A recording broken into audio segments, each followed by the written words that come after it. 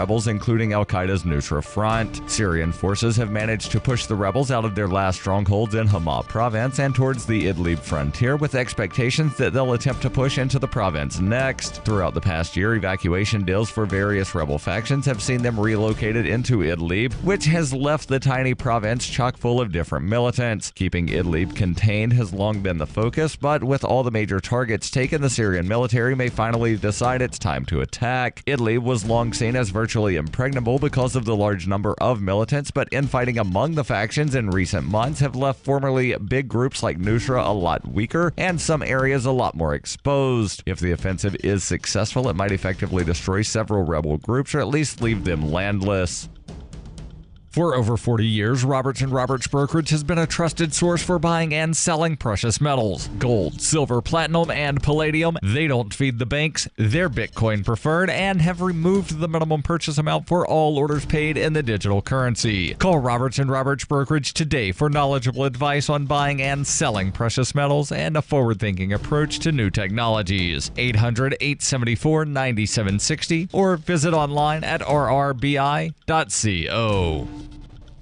UPI reports just months after same-sex couples in Bermuda were allowed to marry under a Supreme Court ruling, the island's government reimposed a ban under a new law. Parliament member Lawrence Scott said the Domestic Partnership Act of 2017 helps the LGBTQ community by giving same-sex couples benefits it has been asking for, while keeping traditionalists happy because it doesn't change the traditional definition of marriage. The Royal Gazette reported Scott said, as it stands now, they can have the name marriage but without the benefits. But after the bill passes, they have the benefits, just not the name marriage. The benefits are what they really want. The bill passed Bermuda's parliament 24-10. According to Pink News, Bermuda became the first country to re-ban same-sex marriage. Shadow Economic Development Minister Grant Gibbons, who voted against the bill, said it marked a step backwards for Bermuda. Gibbons said, "This is a human rights issue. We're taking away marriage equality rights from the LGBTQ community." In 2016, 69% of voters rejected a referendum to approve same-sex marriage in Bermuda, but less than 50% of eligible voters cast a ballot, making the vote invalid. But in May, Winston Godwin of Bermuda and his Canadian fiancée, Greg DeRoche, won a legal battle in Bermuda Supreme Court to allow same-sex marriages to take place in the country. That paved the way for same-sex marriage until the vote on Friday. Those already married prior to the vote on Friday will not be affected by the new law.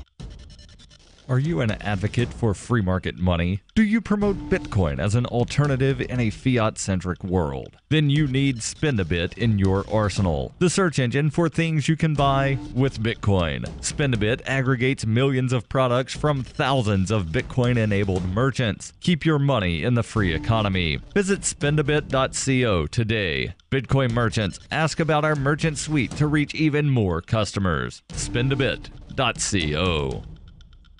Reuters reports a massive California wildfire that has already destroyed nearly 800 structures, scorched another 56,000 acres on Sunday, making it the fifth largest such blaze in recorded state history as it ran towards picturesque coastal communities. But as darkness fell, fire officials said that with the hot, dry Santa Ana winds not as fierce as expected, crews had been successful in building some fire lines between the flames and the towns of Montecito and Carpinteria. The Thomas Fire, the worst of 6 major blazes in Southern California in the last week, and already the fifth largest in state history since 1932, has blackened 230,000 acres, more than the entire area of New York City. It has destroyed 790 houses, outbuildings, and other structures, and left 90,000 homes and businesses without power. The combination of Santa Ana winds and rugged terrain in the mountains that run through Santa Barbara and Ventura counties have hampered firefighting efforts, and officials said the Thomas Fire was only 10% contained Sunday evening, down from 15% earlier in the day on Sunday. This has been FPP Radio News, online at fppradio.com.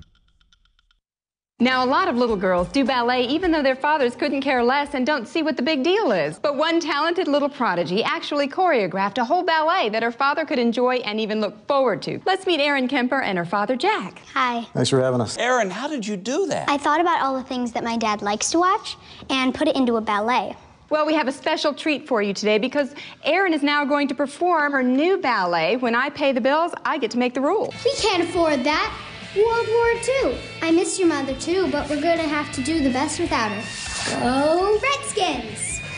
Bravo! Well done. Boy, I wish you were mine. You know, my two girls are grown up, but you still couldn't pay me to watch one of their a cappella shows.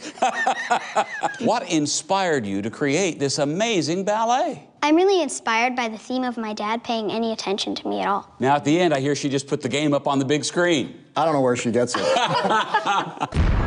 This is the Onion News Network.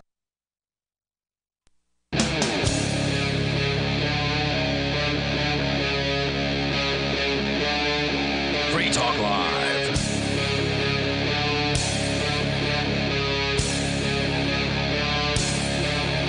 This is Free Talk Live. You're invited here. Just dial on in toll free and bring up anything that you want to discuss. With you in the studio tonight, it's Ian, Melanie, And Mark. Take control of the airwaves at 855-450 free like freedom, 855-450-3733, or Skype into the show at Skype username LRN.FM. Coming up, will people be worshiping a god robot in the very near future? We've got some Bitcoin-related news. Somebody apparently blew himself up, well, partially. I guess he's still alive, in New York City. And we can talk about any of those things or whatever happens to be on your mind. And I know that, Mark, you had brought in a story about these college safe spaces. And I actually happen to have one that's independent of yours, but also related to a safe space kind of mentality. What was your story? It was about college Republicans being banned from a safe space? Yeah, that's the claim here. Were they acting in an unsafe manner? Campus reform. They were wearing Make America Great Again hats. Ooh, that could cause triggering. Yeah, well, I think that's exactly what occurred. Yeah. I just love the idea that this whole triggering thing, I mean, this is pretty new, right? Like, people didn't talk about... Yes, it is. People got upset before, right? That's like basically what being triggered is. Right. Is like it's a new word for being upset. Yeah, at something. Triggering is the presumption that you have the right to go through life without people saying things that you don't like. Also, consider that it's important to point out that you get to say whatever you want to say, but other people don't get to say what they want to say. I see. That's ultimately what triggering comes down to. College professors at this point, liberal college professors, all college professors are basically saying that this whole triggering thing is it's crazy. And really, yes. I mean, when you have the liberal college professors coming out against the liberal college students, you know the world's about to end. Huh. All right. So tell me more. What happened? This is from campusreform.org. Members of the Fordham. That's where mine's from, too. University College Republicans were asked to leave an on-campus coffee shop because their Make America Great Again hats apparently violated the coffee shop's safe space policy. The staff identified a president of the college student club that runs the shop told the campus reform members that she was protecting my customers, explaining that protecting them right from a hat. You are wearing hats that completely violate safe space policy. Wow. I would love to see video of this. Now, I don't have a particular problem with a coffee shop saying you can't wear Make America Great Again hats in here.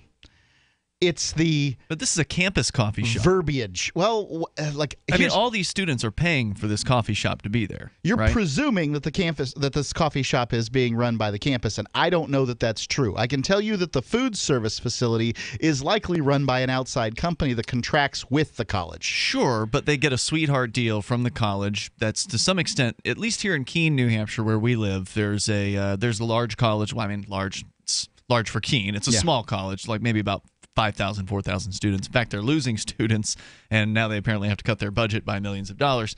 But in this case, they have a company called Sodexo, which is the private company that runs the college, all the different things on the college campus. So they've got the dining commons, which is kind of like an ongoing buffet throughout the day, and then they have cash-operated sort of little coffee shop or snack bars or whatever.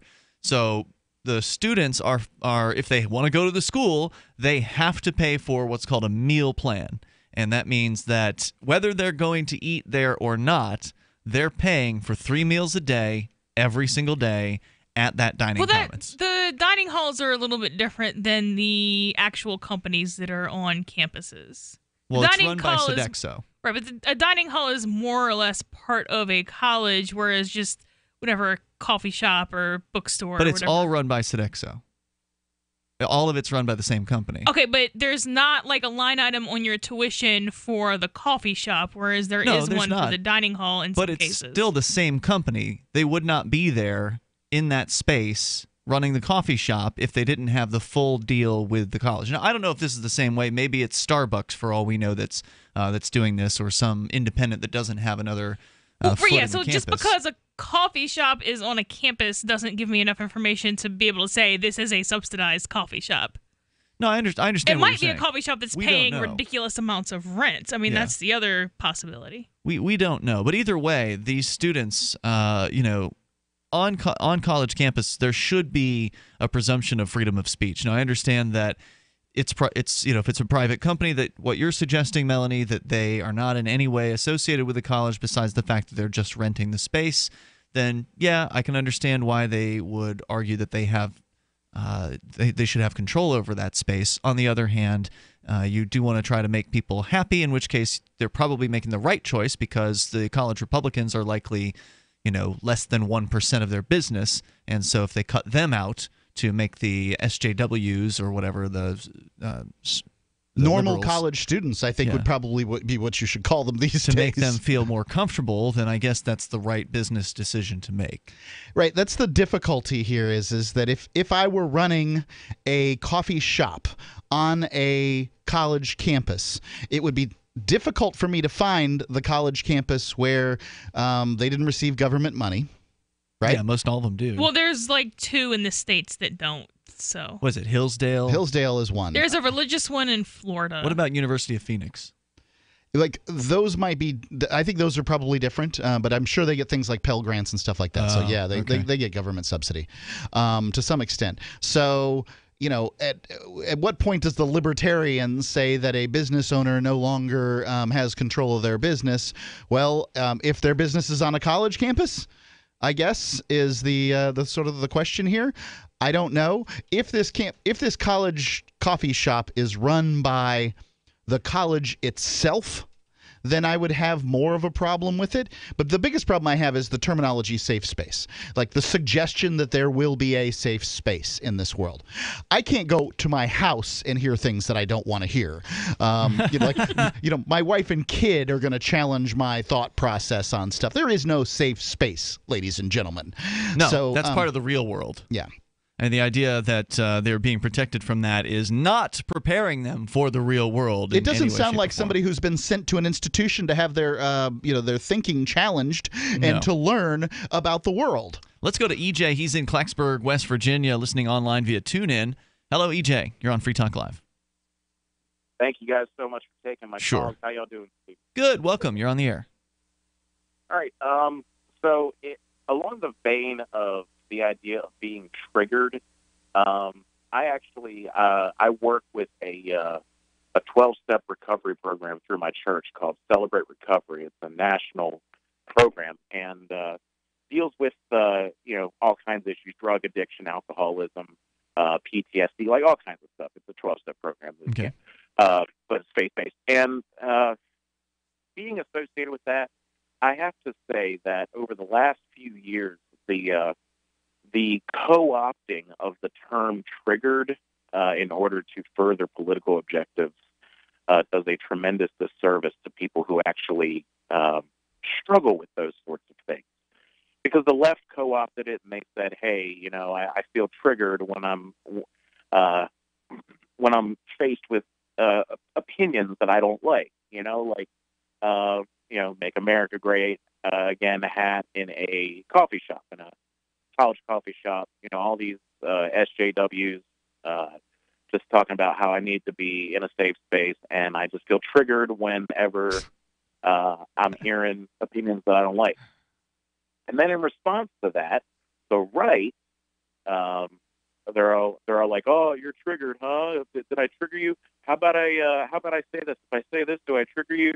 And it completely misses the point of something that is actually a very valid and important term.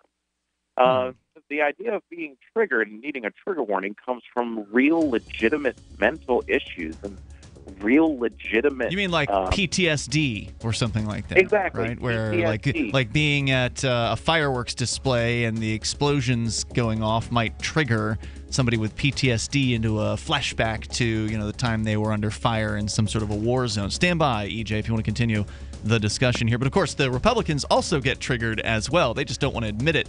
You can easily trigger them too, and many of them behave as snowflakes as well. It's Free Talk Live. Do you share content as a curator or produce it as a creator? The source of your advertising revenue is often limited by intermediaries like YouTube. What if there was a way to connect content creators directly with advertisers, decentralizing attention-based market advertising transactions and putting the control back into the hands of content owners? Introducing the revolutionary Signal Token Protocol by Spective VR. Partnered with Blend Media, the largest network of 360 video content in the world, and featured on Fox Business's Innovations. Spective VR is a 360 VR streaming platform created to be the first use case and early adopter of the Signal Token Protocol, driving real use and allowing Spective to optimize their platform. SpectiveVR.com is hosting a pre-ICO for Signal tokens starting December 8th at a 40% bonus. For early access to the token sale and an exclusive 60% token bonus, sign up for the email list at SpectiveVR.com. I got my Blink home security system delivered right to my door. I downloaded the app and it walked me right through the easy setup. Even with my complicated router system, I was done in like 10 minutes. Now it notifies me whenever something moves in front of the wireless cameras, or I can just check it whenever I want right from my phone. And I got you a deal. Get 3 Blink cams for what the other guys charge you for 1, plus an extra 10% off. Visit blinkprotect.com/FTL. blinkprotect.com/FTL. blinkprotect.com/FTL. Dash is digital cash, a digital currency designed to replace cash and help people manage their own wealth. It's fast and easy, fees are low, and transactions are confirmed instantly. Pay anyone, anywhere in the world, anytime, for just pennies on the dollar. Dash is the first digital money that's governed by its users. Join Dash and help us build a better financial system for everyone. Find out more at dash.org. That's dash.org. Free Talk Live. Is if I'm watching not a cable, just regular news, and they give me the news, and the next flash is 2 people fornicating, okay? And then every other word is F-U, a B-I-C, a hoe, and all this stuff, and penis. Do you think I need to say that? That's not acceptable no matter what. You're saying free airwaves. For anything goes for anybody. For public access, yes. That's exactly its purpose. That's the purpose of it. Why not? Do you want a red light in front of a cop? Probably not in front of a cop because he'd hurt What's me. the same difference if you're going to have that kind of FU and seeing 2 people fornicating after they just said the weather is 92 degrees and 5 inches of Wait, I think you're a little confused about something No, here. I'm not confused. Point of information. You're trying to confuse people. Let's clarify free that. Airwaves are free within limits. Free Talk Live, 7 nights a week from 7 to 10 Eastern, live on the Liberty Radio Network at LRN.FM. Did you know we've taken our LRN.FM telephone listen line to a new level with the LRN.FM audio on demand line? Now you can call 712-770-8447 anytime and listen to LRN.FM's live feed. And you can listen to a bunch of our original shows on demand. Long distance fees may apply. Just dial 712-770-8447 and choose from the menu. 712-770-8447. Radio is the most personal of mediums. I exist right now in your head. If you listen to Free Talk Live regularly, you know me. Free Talk Live is on more than 160 radio stations around the U.S. and has been downloaded on every continent around the world. Hundreds of thousands of listeners with ad packages from $600 a month to $6,000 a month. Imagine what we can do for your business, project, website, or idea. Email me, mark@freetalklive.com. Do you love Twitter? Make sure you favorite the LRN.FM Twitter account so you can receive our tweets at twitter.lrn.fm. That's twitter.lrn.fm.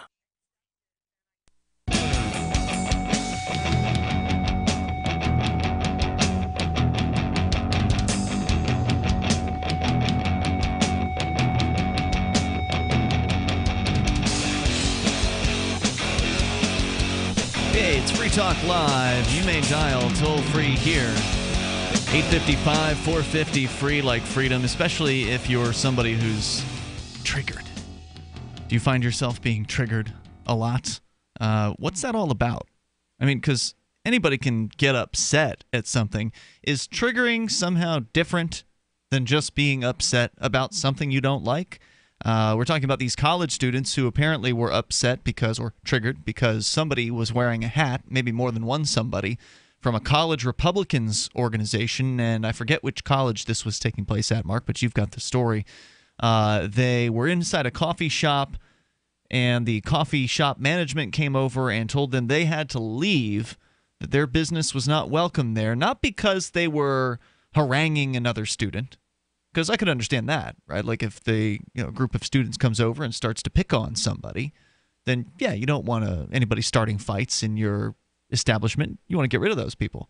But in this case, the only allegation was that they were just sitting there with their Make America Great Again hats on, and that because somebody didn't like it, that they had to leave. And I've had this happen to me on college campuses, not because I'm a Republican. I'm not. I'm a libertarian. I'm a voluntarist. I have handed out flyers, however, on a college campus, and it's nothing like particularly controversial. I think I was giving out some like Bitcoin flyers or maybe Sell 411 flyers, and the college, somebody complained. I was standing there for maybe about like 10 minutes handing out flyers during a class change, and one of the people who received a flyer or didn't receive a flyer went to college security, complained that I was there, and they came over and escorted me off the campus. Who would even have standing to complain? Nobody's renting like that spot. As long as you're not in a classroom, I don't see who causing even a disruption. should care. Yeah. So I don't know if that person was triggered or if they were just, bothered by the idea that I was standing Maybe they there. knew who you were. That seems unlikely, but could be a professor walking by that's familiar with you. Could have been a professor. Yeah, that's a good point. Well, anyway, so this manager kicked these guys out of there, and we're going to continue here because we've got EJ on the line in Clarksburg, Virginia, or West Virginia, rather, listening on TuneIn. EJ, you were talking about a recovery group that you're a part of, and you're saying that these college students calling themselves triggered, or anybody using this term, is really an insult to people who are actually triggered, who are, let's say, having flashbacks because of PTSD, being triggered by fireworks going off or dogs barking or something like that to actually trigger some sort of serious episode as opposed to just bad feelings. Exactly. And it's not just like PTSD either. I mean, it's a number of issues. A trigger is an emotional response. It is a negative emotional response to a stimuli that causes very, very strong negative emotions associated to a past trauma or an addiction or some type of event that for all intents and purposes really altered the course of a person's life. The military vet suffering PTSD is the most obvious type. I was sitting in a small group with a guy who had been he'd been in Iraq, and he said that he can't stand to hear the sound of a jackhammer because he said they were doing some work with a jackhammer outside of his apartment, and he woke up to that and immediately felt the urge. He had this fight or flight response, but he felt this immediate urge to start defending himself because it took him back to the sound of automatic gunfire in the service. And there was another gentleman, and this was about a year ago, who said that he was actually afraid to say that he felt that he was afraid to use the term triggered because he is seeing what is happening with the term. Because he thought it would make him sound like a wussy college student rather than somebody with a real mental issue. Exactly. This was a gentleman who was recovering from an addiction, and he kept saying the word attempted because, and he finally admitted, he was like, I can't be around these certain people. I'm tempted to do this. I'm tempted to get back into it. And when he said, I feel like if there are certain songs that he used to shoot up heroin to that he can't listen to because it triggers a craving to shoot up heroin. Whoa, that's intense. And that is an idea, and so it's essentially this idea that that you have these stimuli that come in to the picture and cause you to react in an involuntary, emotional way, potentially leaning towards a self-destructive behavior. What it is not is, I saw videos of the night that Hillary Clinton lost the election. Mm-hmm. And this one girl in particular literally said on video, she said, "I feel so triggered right now." And the question I wanted to ask her was, triggered to what? Yeah. Like what do you feel? What do you feel like you want to do right now? If the answer is just to break down and cry, to sulk, okay, maybe there might be a PTSD issue there, but I don't think so. I think more likely a young college kid just has no idea how to actually say, "I'm upset right now." You have no idea how to talk to the feelings because you're being fed these lies that every crossed word is an aggression. Right. They've been told that feeling bad is victimization, right? That somebody's doing this to you, and you deserve to be protected from that. Yeah, so I guess it's the trigger warning thing that probably gets people upset because being triggered is somebody's problem. Having to offer a trigger warning, the expectation that somebody's going to offer a trigger warning, that's sort of putting the onus on someone else. And I certainly wouldn't want to set off some vet by running my jackhammer, but the good news is I don't have one. And the thing is what I would kind of ask myself is the same thing about a leaf blower. Exactly how do you operate your jackhammer without triggering some guy who's going to be upset by jackhammers? EJ, great call. Thanks for making it tonight. I appreciate hearing from you. Was there more, Mark, that you wanted to share from the story, or was that pretty much it? Well, I really hadn't even got into it. I just read the first couple of, the encapsulations. If you feel like there's more to share, please. Members of the Fordham University College Republicans were asked to leave an on-campus coffee shop because their Make America Great Again hats apparently violated the shop's safe space policy. I'd love to read that. In a video. Well, you can just make your policy up on your own. Right now, Free Talk Live has a safe space policy. Right? We don't. Well, I can decide if we do or not. No, you can't. I've just made it up, though. Well, I'm not going to enforce it. Do you think it was the, what if there are two managers there at the coffee shop? You think one's off duty? I've seen you go into your safe space. I remember when that guy used to call in, you'd take your headphones off. Well, I've done that. Yeah. So you're the one with the safe space, buddy. I'm not going to listen for that. The rest of us, we're doing fine here. Yeah, that's fine. Hang on. We're going to continue in moments. 855-450 free like freedom. That's 855-450-3733. Mark has created a safe space for himself and anyone else that would like to join him on the air, but Melanie and I will not guarantee your safety. So keep that in mind. Yeah, I don't think I could credibly say that I have a safe space. No. The toll-free number here, 855-450 free like freedom. It's Free Talk Live. Want revenge on the common housefly? Well, after 10,000 years, someone has finally come up with a better way. The Bug Assault, a miniaturized shotgun, which utilizes ordinary table salt as ammunition. Non-toxic and no batteries required. So much fun, you'll forget you have a wife and kids. $39.95 and free economy shipping. Use discount code GCN and get an extra 10% off your purchase at bugassault.com. Makes the perfect stocking stuffer. Get your Bug Assault today. The answer to being in control of your own healthcare is freedom from insurance. Become part of a group of self-pay patients that come together to share in each other's medical expenses. Individual share amounts begin at $107 a month and $347 for families. Choose from 3 health-sharing programs. Holistic treatments may be eligible for sharing. See guidelines. Discount programs available for dental, vision, and pharmacy. Go to libertyoncall.org. That's libertyoncall.org.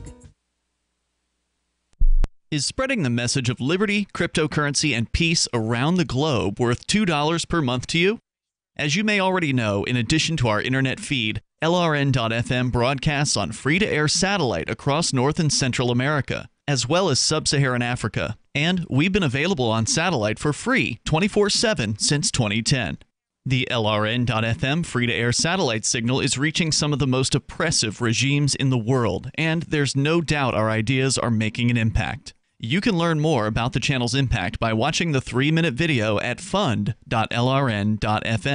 If you'd like to help free minds globally with our ideas of liberty, cryptocurrency, and peace, you can donate as little as $2 per month via fund.lrn.fm. You can help us continue and expand our satellite broadcast to multiple continents. Visit fund.lrn.fm today, and thank you for your help. Don't forget to share the link on social media. That's fund.lrn.fm. This Your Family Today tip is brought to you by Ovaltine. Give your kids the nutrition they need to be their best. Visit us at ovaltineusa.com. Telling your child about healthy food choices is important, but showing her what to eat goes a lot further. Have her help create the grocery list, then bring her to the store with you. Picking out healthy foods together helps kids get in the habit of thinking about what they're eating every day. For more tips like these, visit us at parenthood.com/yourfamilytoday.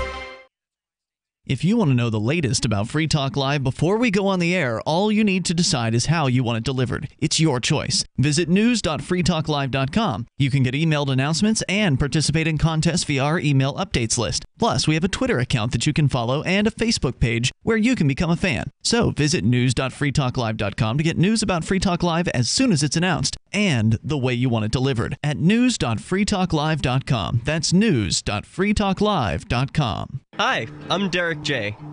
To me, an activist's calling is to actively work to advance a cause. The cause for which I work is personal freedom. I believe my life is best when I engage in voluntary interactions and self-government. I reject the idea that anyone else has a higher claim to my life or my body than I do. I see people who call themselves the government as a threat to my personal freedom. I realize you may feel differently, but my relationship with the people who call themselves the government is completely involuntary. If Starbucks used some of its money to drop bombs, I wouldn't shop there. So why would I support the American empire? The empire does not require my consent. Derek J's Victimless Crime Spree. Watch it for free and order the Director's Cut DVD at victimlesscrimespree.com. That's victimlesscrimespree.com. If you enjoy LRN.FM, please contribute to your favorite shows via their websites and become an amplifier at amp.lrn.fm. That's amp.lrn.fm.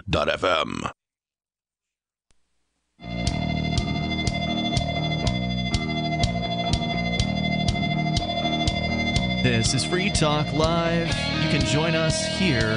The toll-free number is 855-450-FREE, like freedom. That's 855-450-3733. And you can Skype into the show. It's Skype username LRN.FM. Here in the studio tonight with you, it's Ian. Melanie. And Mark. You want to help build a better financial system for everyone? Join Dash. Dash is digital cash. It's a digital money platform designed to replace cash and help people manage their own wealth. It's fast, it can be private and easy, fees are low, and transactions are quick and can be confirmed instantly. You can pay anyone, anywhere in the world, anytime for just pennies on the dollar. I did it Sunday night here. So last night in Keene, New Hampshire, I went into Corner News, which is our little corner news shop that got like newspapers and cigarettes and things like that. They've been open for like more than 100 years. They started taking Bitcoin back in 2013, and this year they started taking Dash. So I went in there and I paid with Dash because only an insane person would pay in Bitcoin, with the fees being what they are. It may cost you $10 on the low side to send a Bitcoin transaction these days. But with Dash, it was just a few cents. And I got my rolling papers with Dash. So you can go to dash.org. You can learn more about Dash and take back control over your financial future today and help create a better financial system for everyone. There's a lot of momentum behind Dash right now. Go see why over at dash.org. As we go to your calls and thoughts, we can talk more about these college students who somebody complained at the coffee shop at a college, what was it, Fenimore College or something like that? Fordham College. University. Fordham University. They complained the Republicans who were there with Trump hats on, the Make America Great Again hats, were booted out. Apparently, some people get upset about somebody wearing the Make Bitcoin Great Again hats. Well, because it looks like a Trump hat. Yeah. but it's not. But nonetheless, there have been people who've been up in bars and have had people complain to them because of the not Trump hats they have on. They make Bitcoin great again. So we're going to get back into that. But first, Ricky is on the line in the Commonwealth of Pennsylvania. Go ahead, Ricky. Thank you there, Brother Ian, Brother Mark, and Miss Melanie. The pleasure's all mine, of course. How Soon you to be doing? Mrs. What's Melanie. on your mind, Ricky? I'd like to have a conversation with her, if I may, Brother Ian, real quickly. And, she was talking, first of all, I'd like for everybody's listening pleasure. She said something about, and she talked from time to time about law enforcement being inherently immoral. Now, if you could, Miss Melanie, if you could talk a little bit about that for me and everybody, and then I'd like to talk to you a little bit about that, if I may. Okay, so at least in the States and in every country I'm aware of, but I can really only speak for the States, if you become a cop, there is a bunch of victimless crimes. I assume there's victimless crimes in every country. But the overwhelming majority of laws in the States are victimless crimes. So at best, what you're signing up to do is to go kidnap, rob, and assault people because they violated a list of commands written by legislators.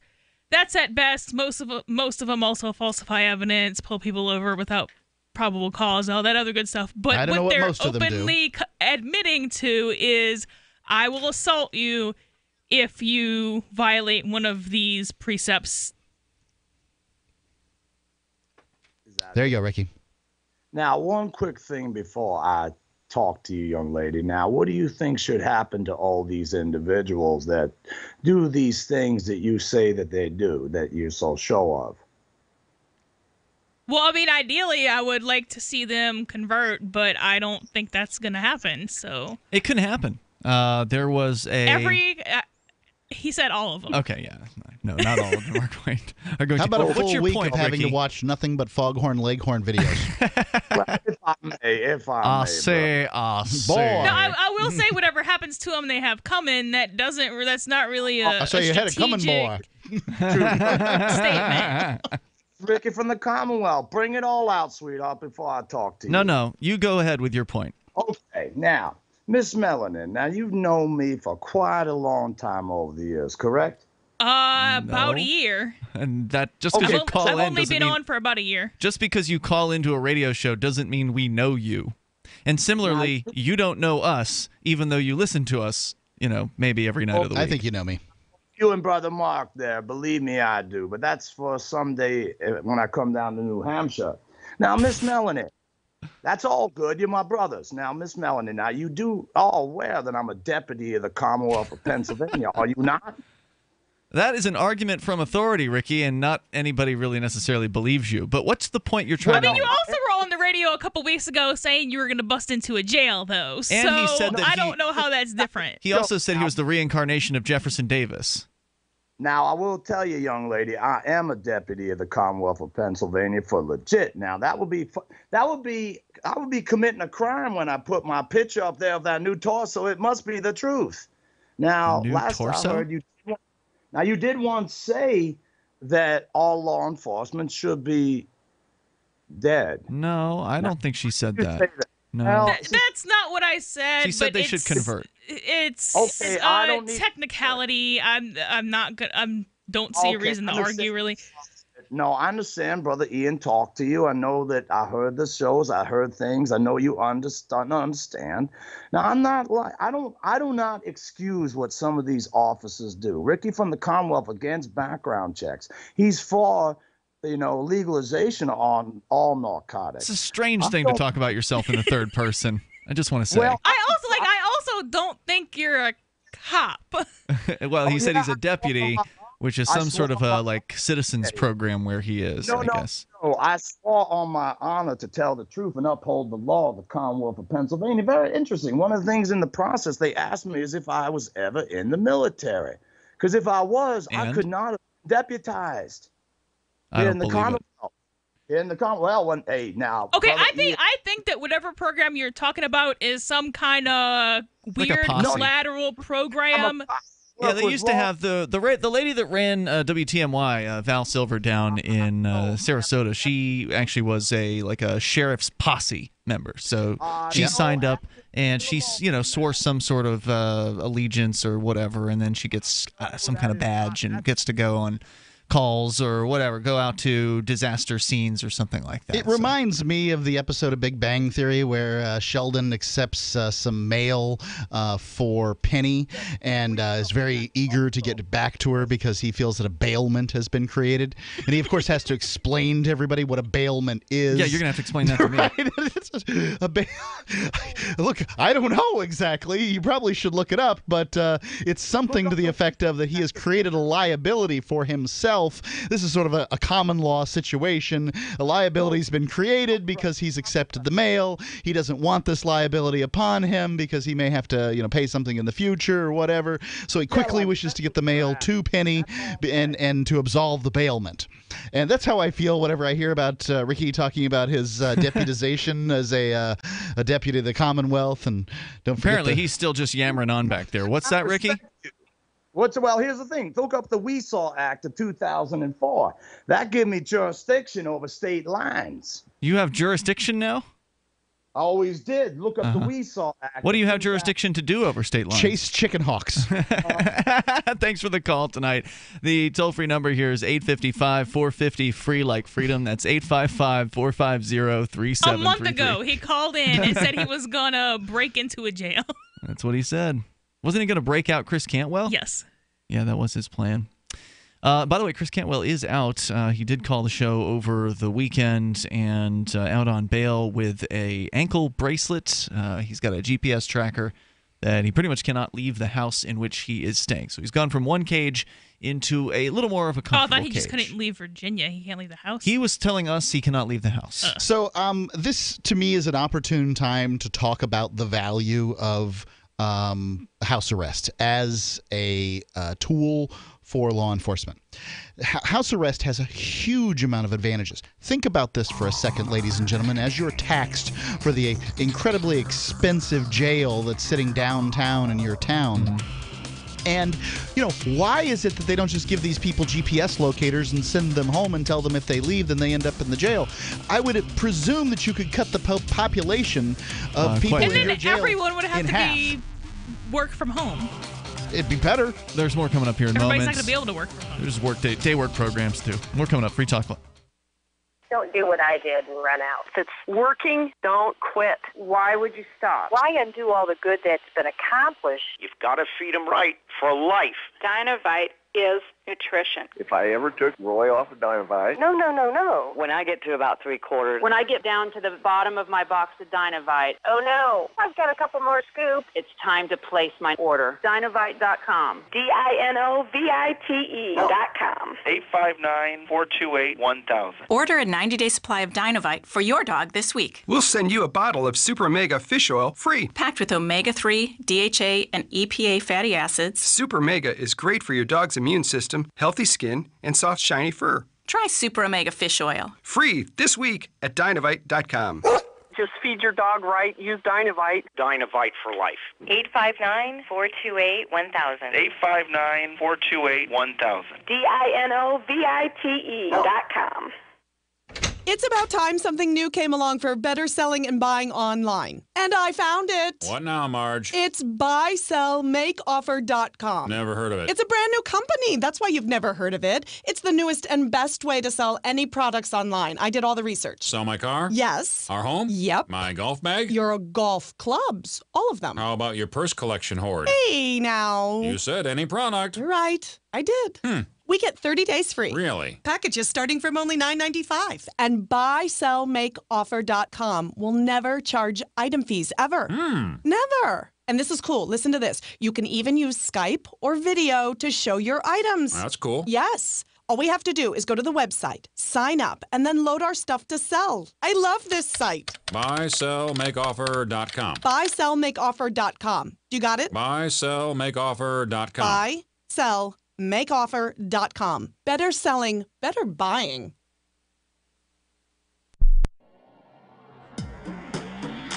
Free Press Publications is an independent, alternative media and publishing company founded in June 2009 with the mission of ensuring a free press for the freedom movement and is committed to spreading the message of peace, freedom, love, and liberty. FPP also gives new authors an avenue for publishing freedom-oriented material. FPP brings you daily news and commentary on the website fpp.cc, as well as a daily 5-minute newscast, FPP Radio News, and weekly news, views, and commentary in the FPP Freedom Minute and Peace, Love, Liberty Radio at fppradio.com, and the monthly newspaper FPP News at news.fpp.cc. Find FPP online at fpp.cc.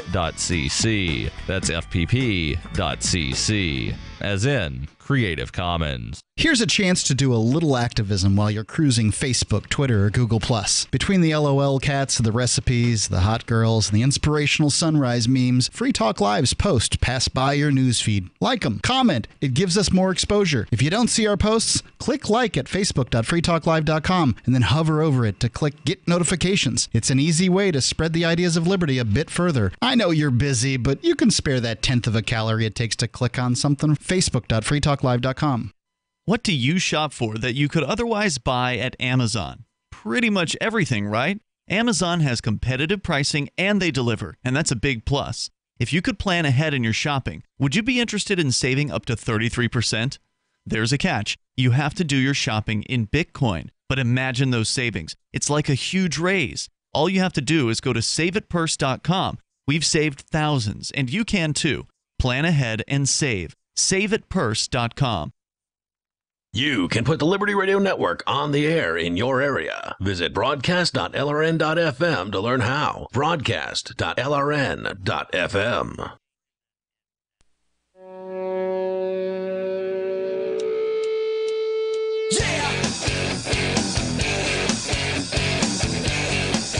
Free Talk Live, we invite you to join us right here, toll free, at 855-450, free like freedom. That's 855-450-3733, and we've got Skype as well, so Skype on in here at Skype username LRN.FM. Definitely not too late to get your order in over at Omaha Steaks, because now's the time to get something that is delicious for your loved ones this holiday season or any time of the year. But right now, Free Talk Live is offering you a special offer on their family gift pack at omahasteaks.com. What you do to get this deal, and I'll tell you what's in it here in moments, is you go to omahasteaks.com and use code FTL, like Free Talk Live, in the search bar, and you'll get 75% off an incredible pack of items. It's a perfect introduction to the quality and the variety of product available over at omahasteaks.com.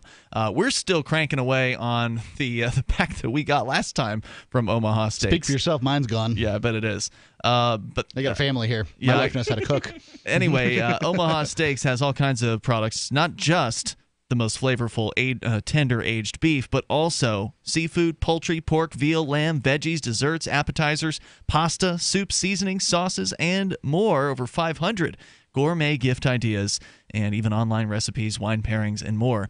Right now, you go to omahasteaks.com and you get all of this for less than $50 in the family gift pack. Remember, use code FTL to get access to the discount: 2 filet mignons, 2 top sirloins, 2 boneless pork chops, 4 boneless chicken breasts, 4 kielbasa sausages, 4 burgers, 4 potatoes au gratin, 4 caramel apple tartlets, 1 Omaha Steak seasoning packet, and you'll get 4 additional kielbasa sausages for free when you go to omahasteaks.com and use code FTL, like Free Talk Live, in the search bar. That's how you get the 75% off savings. It's a gift guaranteed to be a hit. And for whatever reason, if you don't want the family gift pack and you get other stuff, well, then still you should use the code FTL so they know that we sent you over there, because we love it when Omaha Steaks is on board with us here at Free Talk Live. Yep. So go to omahasteaks.com, use code FTL in the search bar. Let's go to Vernon in New Orleans. You're on Free Talk Live. Hello, Vernon. Why is it that Ricky and Ralph are threatened with bans all the time, but Sarah, the chronic caller who talks about New Mexico traffic and always seems to have some sort of an agenda, is never threatened with a ban? She changes it up, actually. She'll change her topic. It's like 99% of the time she's talking about traffic in New Mexico. Jeez, and then y'all sit there and respond like it's entertaining. I just want to tune out personally. I just wanted to propose that you all, put the same type of a condition on her. If she starts talking about anything traffic related in Albuquerque, she gets banned for a long time. If she doesn't talk about traffic in Albuquerque, that she talks about people living on the dark side of the moon, right? I love that. That's so much fun. No, it's not useful I love at crazy. all. I love crazy callers. Wait, that kind of crazy is not useful it's to fun. anyone. It's fun to be. It might be to talk fun, to but it's crazies. not useful. It doesn't convince anyone of Well, anything. we don't other guarantee than that this we're going to be particular useful. person. We don't guarantee. This is not a guaranteed useful show. It's a talk show. That, okay, but I mean, where you we don't let have to anyone call guarantee in. it, but you could try. I mean, I think she changed it. Like, to me, she changes up her topic often enough to where I do it's wish different. she wouldn't be like if you talked about Keene the way that she talks about New Mexico and Albuquerque, and she conflates New Mexico and then Albuquerque and Phoenix and all these places as though they're one. I mean, it's a rambling mess of a person who clearly doesn't take their medication. Well, in changing I guess you've got a very broad topic of traffic, but I guess Ian thinks changing the topic includes like if she switches from traffic lights to car safety to pedestrians, to all these miniature topics. But I'm talking about the large topic. Yeah, no, I see what you're saying. It's like Ralph, he could switch gears, in the same subject. Right. But it still gets old, and that's all I'm Ralph trying to say. always calls about being hateful towards black people. I mean, that's and Sarah all always calls about being hateful towards cars. No, not always. Not always. She does change it up. Like if I felt like she was being too repetitive, I'd put that rule down. I hear on Sarah. both sides of this. I mean, can you, Ian? Can you hear both sides of this I argument? hear the side. Yeah. I just think that I think she changes it up within the subject of traffic often enough, and is off of the topic of traffic often Okay, but enough if as every well. week we came in here and talked about an intersection we don't like in Keene, that would not be. Yeah, but that's not what she does. She doesn't call about the same exact topic every single time. She doesn't. I'm sorry. I think I'm just going to rib her about calling about New Mexico I'm traffic. just going to wrap my call up by saying that Free Talk Live, I would rather listen to the host talk about a story and you all just shove the call off to the very end than having to listen to her ramble on anymore about traffic. Okay, so in Ian's defense, I hear you. In Ian's defense, he usually cakes her in like the last 2 minutes of a segment. No, not always. That's not always true. Not always true. Look, I understand the frustration. I get a little bit frustrated with the same old callers calling in, and I think that's one of the best critiques of this show. It didn't used to be like that. Back when we started Free Talk Live, when we were a local show, we got a tremendous variety of callers. And I don't understand. I've never understood why going from being a local show to a national show with far more radio stations on board. I mean, in Sarasota, Florida, we were on a 4,000 watt station or 4,500 watt station that didn't even cover half the marketplace. I mean, it was like a little piddly stick that had no real penetration into the population there. But we had call after call from all kinds of different people. And as soon as we got syndicated and on more radio stations, all the calls just went away. And they've never really Saturday nights are fine because we have plenty of people participating in the show. A lot of the times, Sarah and the regulars won't even be able to get through because our phones are so busy on Saturday nights. I mean, I wish it was more like that every single night, but I'm reticent to make any kind of significant change to how the show works because, well, it's always been that way. It's not to say that we couldn't change it, but then would we have to change the name of the show? I'm not advocating to change it. There are already bans in place. I am simply saying treat everyone equally when it comes to that bringing the same topic up every single night. And I don't feel like that ban has ever been applied to Sarah. That's all I'm saying. So I mean, Ian's the one that makes the bans. I've never felt she deserved it. But I don't the think input. that they're banned for being repetitive. I think that they're banned for being repetitive racists. No, it's repetitive. Dave, the first ban was against Dave in New York, who's now back, by the way. He's called a couple times in the last few weeks. Has he? I haven't heard him once. Well, you weren't here. Obviously. But that ban was because he kept calling about the same exact thing over and over again. Then we banned James in Arizona because Ian's little project to teach mentally ill people how to make telephone calls to radio shows. No, it's to keep the same call off the air over and over again because it's boring. And then James in Arizona kept calling about some sort of perceived wrong that happened to him in the past on Free Talk Live. And so we said, look, if you can't keep it to new topics every night rather than dredging up the same old complaint every time you call, you need to not call in. And then who's the other guy? Doug, the guy from the mental hospital or whatever, the guy who claimed to be in a mental hospital. Is this the one that kept on trying to get us to go to the YouTube video? I don't know that mental hospitals allow you to call into talk radio, but okay. Well, right, yeah, we don't know whether he was telling the truth, but he also was very repetitive. And Ralph, I don't think I banned Ralph. I think we threatened to ban Ralph. I don't think I actually did ban Ralph. I don't really remember. If I had banned him, I would have written it down on my calendar. So that way I would know when. Well, look, I appreciate Mark, the input, and I'm happy to hear from other people about that. Hey, just real quick, Mark, are you heading out for the winter? Not for the winter. I'm going to be back and forth. If I go too long, Ian does something incredibly stupid. So I try to keep pace. And also, I'll be doing a series of interviews. It'll be in the final segment, so my voice will be on the show, regularly. Great. Thank you all. All right, Vernon, thanks for the call tonight. I appreciate hearing from you. The toll-free number is 855-450-FREE like freedom. Another way to do it would be to change our call restrictions and tell somebody that they can only call once a week or something like that. I'm open to ideas because I get the frustration, and I think that most people probably don't listen to the show to hear what Sarah's going to say next. Yeah. Although some people say they love it when Sarah calls in. So for every Vernon out there, there's somebody else who's like, I love it when Sarah calls and you guys I want to have a conversation. I think I'm going to have a conversation with Sarah the next time she calls in and just explain to her what an hour and a half, what a national show is and what that means and how to tailor her, because she's not crazy, she's lazy, and I think that we could have that conversation. I'd like to point out that I don't get nearly as many complaints on you, Ian, now that the Free State Project no longer sponsors the show. Oh, is that right? Yeah. What were the complaints before? The fact that I'm here? Mostly. Yeah. Yeah. Well, whatever. Toll-free number is 855-450-FREE. I don't know how you're going to kick the owner of the show off of I the don't show, own anything. but okay. No one owns anything here. But I do run the show, and I am, the operator of the show. He's the program director for on-air content. You can bring up anything that you want here, and you can bring up anything by calling toll-free, 855-450-FREE like freedom, 855-450-3733. You can join us here. This is Free Talk Live. Guys, wouldn't your wife or girlfriend love it if you treated her to the very best this Christmas? Well, you can, and you don't even have to go out of your way. We're talking about the world's softest pajamas, available exclusively at Pajamagram.com. That's Pajamagram.com. Created by a team of dedicated pajama experts, the world's softest pajamas are lighter than a cloud, softer than a bunny, like cashmere, only better.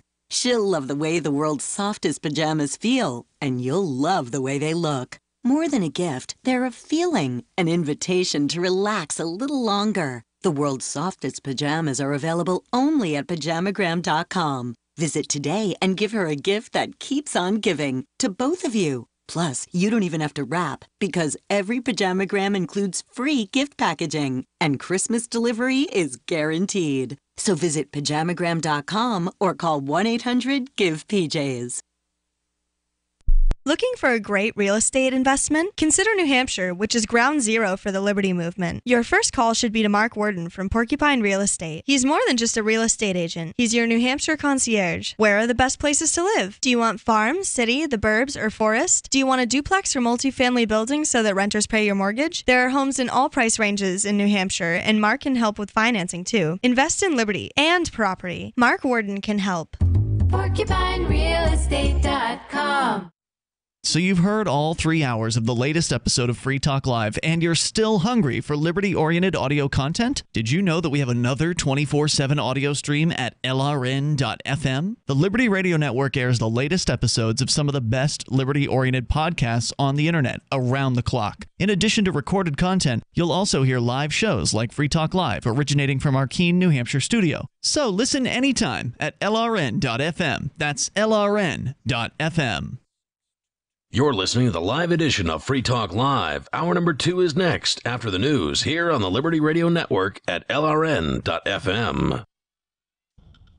From Keene in the Shire, the Liberty Media capital of the world, this is Daryl W. Perry, host of FPP Radio News for Monday, December 11th, 2017. Silver is trading at $15.85 per ounce. Gold is valued at $1,250 per ounce. Bitcoin is trading at 9.3 cents, and the average price of Bitcoin is $16,553.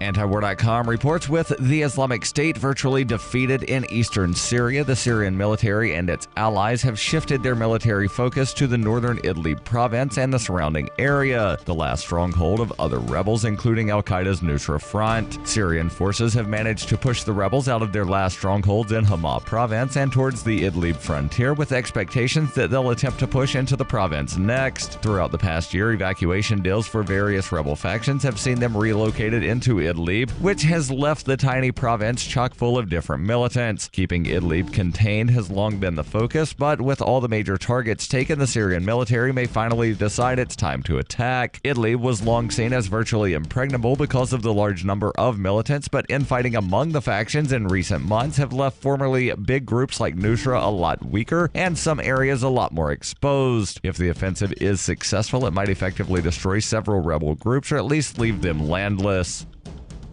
For over 40 years, Roberts & Roberts Brokerage has been a trusted source for buying and selling precious metals. Gold, silver, platinum, and palladium. They don't feed the banks. They're Bitcoin preferred and have removed the minimum purchase amount for all orders paid in the digital currency. Call Roberts & Roberts Brokerage today for knowledgeable advice on buying and selling precious metals and a forward-thinking approach to new technologies. 800-874-9760 or visit online at rrbi.co. UPI reports just months after same-sex couples in Bermuda were allowed to marry under a Supreme Court ruling, the island's government reimposed a ban under a new law. Parliament member Lawrence Scott said the Domestic Partnership Act of 2017 helps the LGBTQ community by giving same-sex couples benefits it has been asking for while keeping traditionalists happy because it doesn't change the traditional definition of marriage. The Royal Gazette reported Scott said, as it stands now, they can have the name marriage but without the benefits. But after the bill passes, they have the benefits, just not the name marriage. The benefits are what they really want. The bill passed Bermuda's parliament 24-10. According to Pink News, Bermuda became the first country to re-ban same-sex marriage. Shadow Economic Development Minister Grant Gibbons, who voted against the bill, said it marked a step backwards for Bermuda. Gibbons said, "This is a human rights issue. We're taking away marriage equality rights from the LGBTQ community." In 2016, 69% of voters rejected a referendum to approve same-sex marriage in Bermuda, but less than 50% of eligible voters cast a ballot, making the vote invalid. But in May, Winston Godwin of Bermuda and his Canadian fiancée, Greg DeRoche, won a legal battle in Bermuda Supreme Court to allow same-sex marriages to take place in the country. That paved the way for same-sex marriage until the vote on Friday. Those already married prior to the vote on Friday will not be affected by the new law. Are you an advocate for free market money? Do you promote Bitcoin as an alternative in a fiat-centric world? Then you need Spendabit in your arsenal, the search engine for things you can buy with Bitcoin. Spendabit aggregates millions of products from thousands of Bitcoin-enabled merchants. Keep your money in the free economy. Visit spendabit.co today. Bitcoin merchants, ask about our merchant suite to reach even more customers. Spendabit.co. Reuters reports a massive California wildfire that has already destroyed nearly 800 structures, scorched another 56,000 acres on Sunday, making it the fifth largest such blaze in recorded state history as it ran towards picturesque coastal communities. But as darkness fell, fire officials said that with the hot, dry Santa Ana winds not as fierce as expected, crews had been successful in building some fire lines between the flames and the towns of Montecito and Carpinteria. The Thomas Fire, the worst of 6 major blazes in Southern California in the last week, and and already the fifth largest in state history since 1932, has blackened 230,000 acres, more than the entire area of New York City. It has destroyed 790 houses, outbuildings, and other structures, and left 90,000 homes and businesses without power. The combination of Santa Ana winds and rugged terrain in the mountains that run through Santa Barbara and Ventura counties have hampered firefighting efforts, and officials said the Thomas Fire was only 10% contained Sunday evening, down from 15% earlier in the day on Sunday. This has been FPP Radio News. Online at fppradio.com. Calling it the most effective means to reaching one's full earning potential. A new report issued by the Employee Benefit Research Institute this week found that violently slamming one's supervisor against a wall and shouting, "Cash, I need more cash," is still the leading tactic for securing a raise amongst American workers. We found that employees have the most success negotiating their salaries when they stride confidently into their supervisor's office, manhandle them like a rag doll, and demand more money right now. Experts confirmed that the majority of employees who managed to increase their salaries maintained direct eye contact with their supervisors while reiterating that they were not f***ing around, emphasizing their position with phrases such as, "Give me the money now," and "I said more cash, old man." The Onion sat down with Kevin Simmons, who recently applied these methods in negotiating a competitive bump in his annual salary. So the other day I walked right into his office, grabbed his throat with my hand, and told him straight up, "Start paying me more f***ing money today." And I grabbed $100 out of his wallet and told him that was a good start. This is the Onion News Network.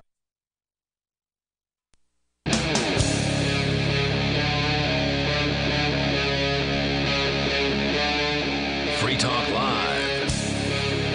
It is Free Talk Live, and of course, you can bring up anything that you want. Our number is 855-450-FREE like freedom. That's 855-450-3733. We do have Skype, and the Skype username here is LRN.FM, so feel free to connect with us there.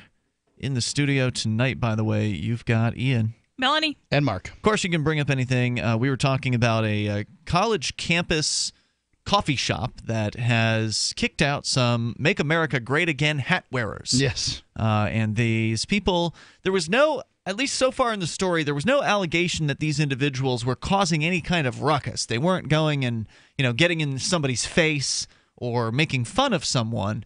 They were just sitting there enjoying their own company with these hats on, and the manager apparently came up to tell them they had to go. Mark, you were sharing that story with us from Campus Reform. Yep, going on here that the president says, "I'm protecting my customers." And I don't know what the precedent is, but let's say the coffee shop manager. I'm not sure. It says president. Yeah, you had told me before it was the manager. They say we're your customers. We bought something. A CR, that's Campus Reform member replied, "I don't want people like you supporting this club." I guess it's a coffee club. Like you. Yeah. "No one here wants people like you supporting our club," the president retorted. We don't I'm want giving you 5 around minutes. Here. The student then asked for a refund, to which the president responded, "You had some coffee. Do not try to outsmart me." Now, I don't think it's unreasonable to ask for a refund in a situation like that. All right, fine. You don't want my presence here. If Well, you I paid don't want my money $2 here. for a cup of coffee to be able to drink it in a coffee shop, and then they say, "Well, you're going to take your $2 coffee and leave," then I think that to some they owe extent, you money. Yeah, I think to some you've been jilted. I mean, to some really, they extent. can't even kick you out because you have a contract to, for this. Well, there's no contract. There's not a piece of paper. A piece Right. of paper is not what a contract is. Say it to him again. Well, I mean, there's no without any terms. You don't have a contract. You When may they have put your coffee in a cup, there's a freaking term, Ian. The term of the coffee. There's an coffee unspoken shops say that agreement. basically you get an hour or two to finish your coffee and use their Wi-Fi. Yeah, there's an unspoken agreement there, but there's no. I mean, there's no That's a actual contract, explicit dude. contract. No, there is a contract of what you're getting when you buy But $8 don't you cup have of coffee. But wait a minute. In order to have a contract, don't you have to have an offer, an acceptance, and yeah, and they consideration? accepted the money. When you And a are meeting putting of the out minds? free Wi-Fi Yeah. and selling coffee for $2, the offer is you can stay here and do your schoolwork and drink coffee. I agree with you. That's generally what is the expectation, right? And I agree the that offer if the and the acceptance. I agree that if the other side breaks if the other side breaks from tradition and tries to kick out the customer, that they certainly should issue a refund. That's the right thing to do. But no one's under contract here. I mean, I'm not under a contract. If I go to a hairdresser and say I want to make an appointment, and they're like, okay. And then I sit in the chair and they cut my hair and I go to leave and they're like, you owe me money. And I'm like, I don't have a contract, peace. Yeah. Well, obviously. No, that is violating a contract. Even though they didn't say, okay, well, that's going to be $65 every time. You took somebody's service without paying for it. That's what happened. They took their money and didn't deliver the entire service. Yeah. I mean, I think you've got an argument, but I don't think you have a contract. I think you do. How do you have a contract that hasn't been written down? I mean, are you arguing for the social contract now, both of you? No, because no one agreed to that. Contracts don't have to be written down, Ian. They say you agreed to it by being here. But you did. Okay, it doesn't matter if they say you agreed to it. It matters if you actually agreed to it. If these people came in and said, hello, coffee shop, you agreed to let us be here and sat down. If that didn't actually happen, then they have to leave. The terms of the social contract are, besides the fact that social contract doesn't actually exist in time and space. These contracts don't exist either. We're talking about social agreements. Listen. Yeah, we're talking about we're talking about implicit agreements, right, which is an implicit entirely social different agreements. thing. It has to do with society and the way that things tend to work. If I had just woken up from, if I was Encino Man and, taken out of ice from the last, several thousand years. What evidence do you have that that's not true? Well, I can't prove anything to you. Okay. But if I were to walk into a grocery store, I would have no idea that I was expected by society to stop at those little things where people are lined up and waiting, and there's this strange machine that beeps a lot. I would have no idea that I was expected to actually pay for the food. I would be amazed at all of the food that was just sitting there for me to take, and I would just walk out of the store because I would have no idea. But yet people would be arguing, hey, as soon as you walk through those doors, you were under contract to pay for that food that you took. Theft, really, because it is theft. I agree with you. It's theft, but I don't have a contract you didn't that violate says a contract because you didn't have the store do anything for you. You just stole from them.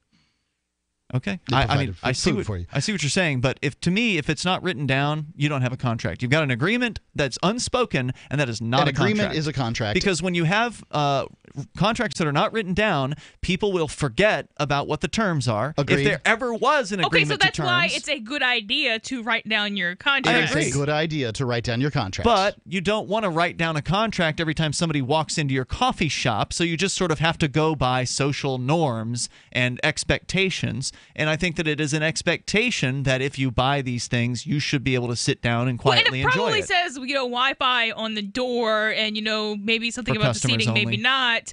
So they did it. It's not really just an expectation at that point. It's an advertised part of the service. What if you're blind? There's not a little audio message that goes off when you walk through the door. There might be Braille. What if you're dumb? Know. Look, that's all we're talking about here is expectations in society versus an actual contract. And I'm sorry, I understand you're an attorney, Melanie, but I don't buy the idea that social expectation is the same as a contract. My status as a not attorney doesn't.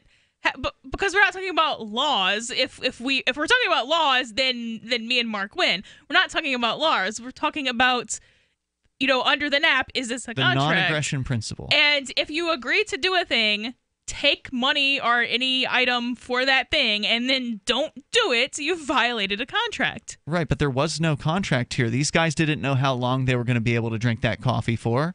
I mean, how long do you get to sit there? Is it an hour? Is it 3 hours? Is it an hour for every cup of coffee that you purchase? I think that's an interesting question, and that would be something up to an arbitrator. It is not written down, because it's not a contract. Well, hold on, Ian. Yeah. What you seem to be hanging this on is, the social contract. It's not even a verbal agreement. Greg, why can't I finish what I'm saying? Go ahead. The social contract isn't written. These contracts aren't written. That's right. Therefore, if I concede that the unwritten contracts are contracts, I will be conceding that the social contract is I think true. you're closer to conceding the social contract, yes. I would dispute that because the social contract is amorphous and ever-changing. It is whatever anybody wants it to be. Same thing's true here. At any given moment. That's not true. How do you know that the rules at one coffee shop are the same as the other one? They're not, but they're the Right, same but none of in them that are written coffee down. shop. Starbucks will let you sit there all day if you buy one cup of coffee. Most coffee shops will let you stay there for a few hours if you buy one cup of coffee. I've seen coffee shops that had a sign that said X amount of dollars equals X amount of hours. Now that's more more explicit to me. Right. If you've got some kind of notice up that says what people should expect, you aren't born in a coffee shop. So there's a difference between the social contract and an implicit contract, okay? And you don't get to just change the terms, like say, I'm going to take the manager's car and run down to the dry cleaner and pick up my stuff, right? Like, you don't just get to make these blanket changes. There is there's an evolved social agreement, norms, a norm, implicit agreements. I'm going to call it a contract, because people understand when they walk in. There's an agreement, and then there's a transfer of money. That's what they understand ahead most of time, right? And so it looks remarkably like a contract, unlike the social contract, which looks nothing like a contract. There are no aspects of a contract that the social contract adheres to. There are many aspects that an implicit the argument contract. for the social contract would be that you became consenting to it when you stayed in a place, and that place has terms. You can go and read them. They're called statutes and ordinances and codes. They're applied and you can go and read those anytime you want. And no, you can't say that when I choose to stay in a piece of land that you get to apply ownership of that land. The coffee shop applied its rules so if I'm arbitrarily, living too. in the post office, maybe you have an argument for the social contract. But as long as I'm not living in a post office or even a state park, I'm arguing that there's things no that are not argument written there. down are not contracts. There's more coming up here in moments. You can have a verbal agreement, but that's not the same thing as a contract. It doesn't hold near as much weight. Everybody who writes contracts disagrees with you. 8:55. We're talking about written contracts because that's a real contract. Nope. You're not talking about that. More coming up. If your dog has shedding, dry skin, excessive scratching, I would recommend Dynovite. Order a 90-day supply of Dynovite for your dog this week. We'll send you a bottle of Super Mega Fish Oil free. Packed with omega-3, DHA, and EPA fatty acids. Super Mega is great for your dog's immune system, healthy skin, and soft, shiny fur. Try Super Omega Fish Oil. Free this week at Dynovite.com. Just feed your dog right. Use Dynovite. Dynovite for life. DINOVITE.com. I've said it many times on air, and I'll say it here. The New Hampshire Liberty Alliance is one of the most important organizations for freedom in the world. New Hampshire is ground zero for freedom, and the NHLA is the best organization at promoting effective liberty activism. This ad is sponsored by Free Talk Live, and I, Mark Edge, am a lifetime member because I believe in the NHLA. Please check them out at nhliberty.org. Not everyone can move right now, but you can support the cause. Donate top cryptocurrencies or old-fashioned U.S. dollars, nhliberty.org. Visit their website and see what they're all about, nhliberty.org.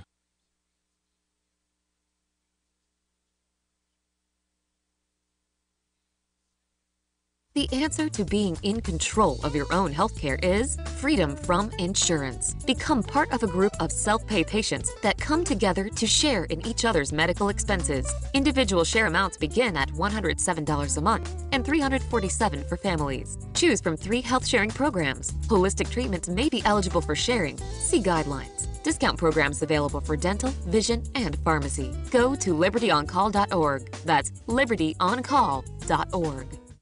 If you're 85 or younger, would you like peace of mind and comfort for your family? We're Final Expense Direct with an urgent message for you. The average funeral today costs over $8,000, but the most you'll get from government benefits is $255. How will your family pay the difference? We can help. Our senior plans start as low as just $1 a day and pay up to $30. On Free Talk Live, we're bringing people to the ideas of liberty every day. From wrestling superstars like Glenn Jacobs. You guys really are having an impact, I believe. Like I said, a lot of where I am now is due to listening to Free Talk Live. You changed my mind on some very important issues years ago. To random people tuning in on the radio. I was kind of stuck in the left-right paradigm. I heard your show by chance on a Saturday night. From there, I went on, joined the Free State Project, and become an amplifier. So, I mean, that's really the reason why I amp is because I know that if it wasn't for you guys being on as many stations as you are, I never would have found the ideas of liberty. Your amp will directly change more lives by getting Free Talk Live in front of people looking for talk radio online and on the air. When you AMP Free Talk Live, you get perks like access to the AMP-only Facebook group and AMP podcast. Visit amp.freetalklive.com. LRN.FM is proud to announce our official listening apps for Android and iOS devices. Now you can easily tune into our streams anywhere, anytime on your smartphone or tablet. Just visit apps.lrn.fm or search for LRN.FM in the Android or Apple app stores. Please download, rate us 5 stars, then share the link on your social media, and let your friends and family know how you're listening to LRN.FM. Download it now, free, at apps.lrn.fm. Are you tired of governments murdering people around the world? Stop using their money. There is an alternative. Bitcoin is a stateless, free market, non-political currency. Bitcoin cannot be inflated or controlled by any government. By using their money, you are helping the state. Stop doing it. You have an incredible alternative available now. Learn it, use it, spread it. Get started with Bitcoin at Bitcoin.com. That's Bitcoin.com. You can connect with the Liberty Radio Network via our Facebook page at facebook.lrn.fm. That's facebook.lrn.fm.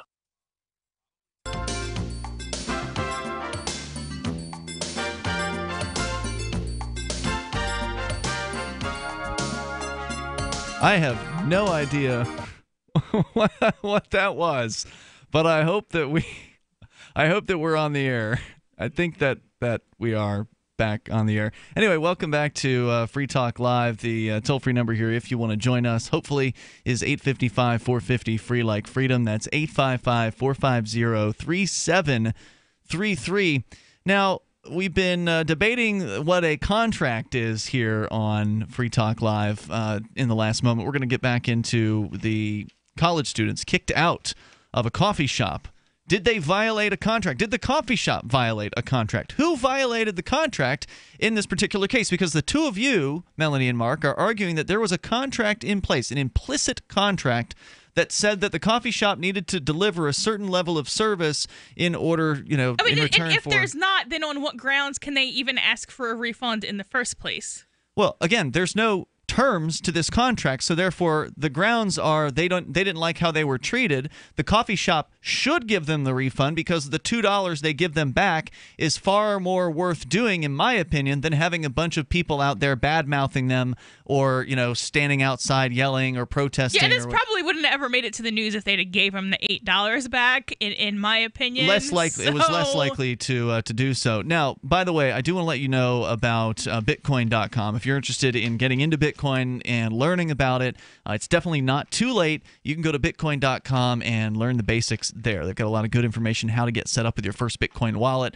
and the differences between the different types of Bitcoin that are out there now. You can go to Bitcoin.com to learn about Bitcoin. And then if you want to get to the latest news headlines on from the Bitcoin universe, they've got a great news site over at news.bitcoin.com. So be sure you check that out. All of it over at Bitcoin.com.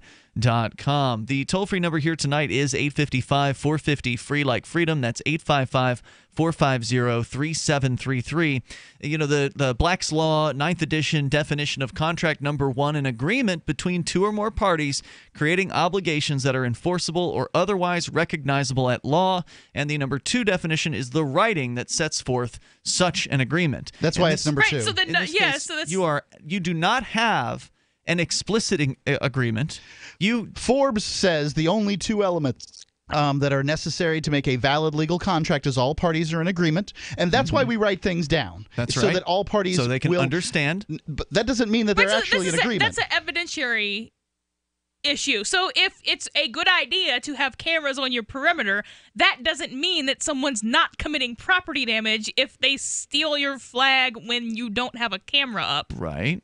So, and the other thing, something of value must be exchanged. In this case, the terms of the contract are laid out from a societal level, and it comes to expectation, probably of a neutral arbitrator, to decide that. Some of the things that the coffee shop is offering is coffee, but they're also offering cups. Was the coffee given in a paper cup, or was it in a mug? If the coffee was issued in a mug, it's clear and obvious that people were sitting around drinking coffee. Is there free Wi-Fi? Are there tables? Are there chairs? If all these things are present, if coffee costs $2.50, there's tables, chairs, and it came in a porcelain mug, it's pretty friggin' obvious that, yes, that guy deserves his money back if he's being kicked out. I think the guy does deserve his money back, but it doesn't have anything to do with a contract. It has to do with good customer service. It has to do with the image of the business in the eyes of the people that are its regular customers. The people who are its regular customers want to see this guy nailed through the head with a stapler. Yeah. I mean, the people who are the regular customers here are liberal college students that want to see somebody wearing a Make America Great Again hat set on fire and run down the common. The argument could have been that they should have known that when they went into the place, and they should have known that the coffee shop had a policy about a safe space. Maybe they should have read the rules before they went into the coffee shop. Who's in violation of the contract here? I really don't think that the safe space rules were posted anywhere. Okay, if there was a sign on the wall that said this is a safe space and they walked in like that, then I agree with you. But what obligation do they have to read all the signs on the wall? If somebody is in that coffee shop with a Hillary T-shirt or a Bernie 2016 T-shirt, and they walked in with a Make America Great Again hat, they have every right to be there. I doubt very seriously that the safe space rules are enforced fairly, and that's what campus reform is attempting to prove. That's not even a fairness issue. We all know what a safe space is, and we all know that you can wear a Hillary hat in one and you can't wear a Trump hat in one. Whether or not it was advertised as a safe space is kind of the issue, because if it's advertised as a safe space and you walked in with a Trump hat, then you know you don't belong there. Wait, are you saying that Trump people don't need safe spaces too? Whether or not they can be just as snowflake-ish as any of the other ones. Whether or not they need one is not the issue. We know what the This wasn't their safe space. We know what the safe space is, and we know what side uses that term. So if something is advertised as a safe space, you know that it's a leftist or far left. Well, you could also say that you should know that pretty much every coffee shop is going to be a far left place, and so that your type isn't welcome there, and so you violated the contract by even showing up. Even if they are all because far you don't left know places, what the damn terms they're not are. Advertised as being this is a far left place. No, you know what the terms are, and I disagree with Melanie. The terms are that there will be no political speech here. And what the implementation of those terms are. Hold on. Speech. No, they're not. They're not going to be in their actual terms. If they're calling themselves a safe space, they're going to say things like, you're not allowed to have political speech here. And the reason is because somebody will bring a Make America Great Again hat in. They don't mind the political speech from the left, but they do mind it from the right. And they understand what fairness is to some extent. And so, therefore, they will prevent political speech from the left in order to prevent political speech from the right. Let's go to Genesis, calling from Arizona. You're on Free Talk Live. Hello, Genesis. Hey, what's going on, man? Hey. Hey, I can't believe what they're teaching these kids in school. I think we need to have a book burning ceremony. Why? Burn all the Commie Core books. That they're teaching them all this communist stuff. So you think burning books is the solution to ideas you don't like? Well, not the communist ideas that they want to run down America's throat. No, it's not a good idea. I don't know we know what it's about. I don't know that burning books is the best way to get across your points of being intellectually honest or being not a communist. Yeah, I think you should implement the best way to show students that communism doesn't work is to implement socialism in grading, and to make the kids that study hard get the same grades as the kids who don't study at all, and then they can. Well, they're not going to do it. No, they're not going to do it. That's what's wrong with America. Half of them's working their behinds off. The other half are just sitting back. You know what I'm saying? Yep. Yeah, I can't say I support book burnings. I think that would be a disturbing, precedent to set, because if it's acceptable to burn some books, then it should be acceptable to burn any books. And would you like it if your books got burned? No, but these are communist books that they got in schools, from grade school through college. Here's what you ought to do then. Get your kids out of the government schools and out of the colleges, and then you don't have to worry about it. Yeah, we got to worry about it because it affects society. You keep missing that point. Yeah, the problem with that is that we're forced to pay for the government schools, even if we take our kids out of them. The other Stop kids are paying going for it. Yeah, that's good advice. Hey, look, Genesis, I get where you're coming from, but I don't think that you're going to defeat ideas by destroying the carriers of those ideas. I think you're better off just talking about why communism doesn't work and showing the evidence for it to anybody who's willing to listen. Because if you try to crush it with, destruction of property, I think you're going to find that those ideas will slip through your fingers, so to speak. No, they need to burn their own books. They'll wake up someday and do it. All right. Hey, thanks for the call, Genesis. I appreciate hearing from you. You can take control of the airways with us here on Free Talk Live. Water is the single most important thing your body needs, so you want to be sure it's the best for you and your family. Since 2005, thousands have depended on Berkey purified water. The Berkey Guy provides the lowest priced filtration systems in every size. For incredibly delicious water now and in an emergency, get to GoBerkey.com or call 877-886-3653. 877-886-3653. GoBerkey.com. If you or someone you care about loves outdoor adventure, then check out slingbow.com for some unique holiday gift ideas. That's slingbow.com, where we have some innovative new products for the archer, hunter, or bow fishing enthusiast in your family. Now through January, use the promo code HOLIDAY to get free shipping in the U.S. or Canada. And from all of us at Slingbow Industries, have a safe, joyous, and peaceful holiday season. The Free State Project has reached its goal of 20,000 liberty lovers who've pledged to move to New Hampshire and get active to achieve liberty in our lifetime. Perhaps you're trying to figure out what part of New Hampshire should be your destination. If so, consider Keene. You'll find more than 150 reasons to move to Keene at move.freekeene.com. Keene is famous for its historic, publicity-generating activism, as well as being the liberty media capital of the world. It's home to freekeene.com, New Hampshire's destination for liberty activism, news, and opinion. For years, we've been compiling over 150 reasons to move to Keene at move.freekeene.com, where you'll learn about some of what's happening here and what makes Keene a great place to live. If you love liberty, you'll probably enjoy anywhere you end up in the Shire. But do your due diligence first. Please visit move.freekeene.com for the full list of over 150 reasons to move to Keene. That's move.freekeene.com.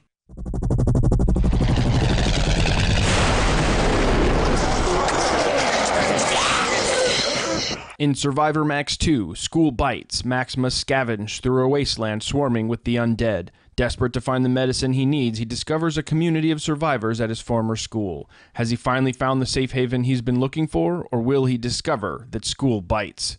Look for Survivor Max on Facebook, read reviews on Amazon, and read Chapter 1 at survivormax.com. There are lots of ways to listen to Free Talk Live. Our podcast has been around since podcasts began, and now the FTL feed is loaded with content besides our full show archives. Did you know that we make it easy for you to customize your podcast subscriptions? We have different feeds, one that includes only our full shows, one with just the Daily Digest, and one with just the Edgington Post. You decide what you listen to. It's quick and easy to customize your feeds at feeds.freetalklive.com. That's feeds.freetalklive.com. This is Michael Dean from the Freedom Fiends. I've run websites since 1996 and have used over a dozen web hosts in that time. AgristHosting.com is the only one that hasn't broken my heart.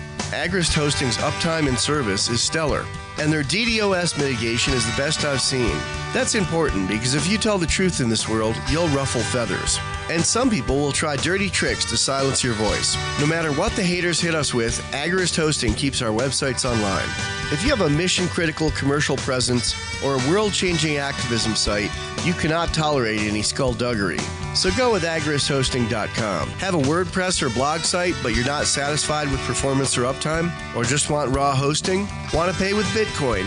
Agrist Hosting specializes in high-performance hosting with personalized service. Go to agristhosting.com and click on the button that says Get Hosted. That's agristhosting.com.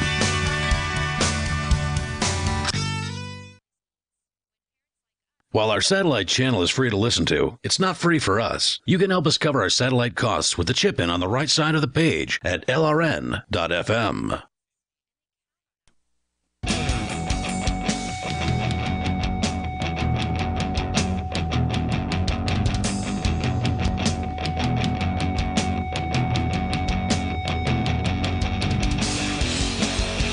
It's Free Talk Live. Dial toll free and join us on the radio waves here. You can bring up anything you want. Our number is 855-450-FREE like freedom. That's 855-450-3733. Blink Home Security System will be delivered to your door when you go to blinkprotect.com/FTL like Free Talk Live and get the Blink Home Security System. Super easy to get this thing set up. If you've ever done an install for a large home security system or even a small one, it usually involves drilling holes, pulling wires through walls, and a huge hassle and expense and time sink of just getting those things set up.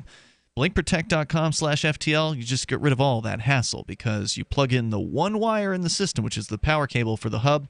You then pop some batteries in the cameras, put them wherever you want to, get it all set up easily and within minutes on your Wi-Fi-enabled device like your tablet or your smartphone.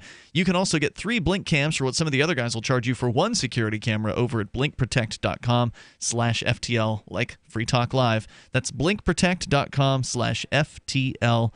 As we continue here, we'll go to your calls and thoughts to Skype, where Socrates is on the line in Nashua. Go ahead, Socrates. Hey, I just wanted to add into the conversation about contracts. Well, you're really arguing between the difference between an implicit contract and an explicit contract. When you see a sign outside of a store that says no shirt, no shoes, no business, that's when you enter that establishment, you are agreeing to those terms. Now, because the establishment is open to the business, like you don't have to knock and say a passcode, there's a common law that basically has, well, you would say common decency between the people that are purchasing at the establishment and those that are buying. When you receive a menu or you see a price next to an item and order that item, you are agreeing to that price. That's right. Before you pay for it. So in this case, the only way that these people would be in violation of the store's policy is if the policy was labeled outside of the window before they entered the establishment. Yeah, no, I agree with you there. However, obviously the store gets to refuse service to anybody that they would like to. Before they take the money, they do. And they can, well, I agree. They should have given the money back is what they should have done and then, said bye-bye. But, the store can refuse the service if they so choose at any time based on the behavior. Just because, they've worn shoes into the restaurant and worn a T-shirt doesn't mean they get to, jump around like fools and knock over the furniture, right? Like there's no contract that says you're supposed to behave yourself, but that's, again, one of those implicit agreements that we all just sort of, agree to in polite society. Right, it's applied under common law. I agree with you. But in terms of entering a contract, almost everything, every exchange is an implicit contract. Just the only difference between a written contract and a verbal contract is the very notion of that people will, how can you say, change what they think the terms were. Right. In a written contract, you can't say you didn't know.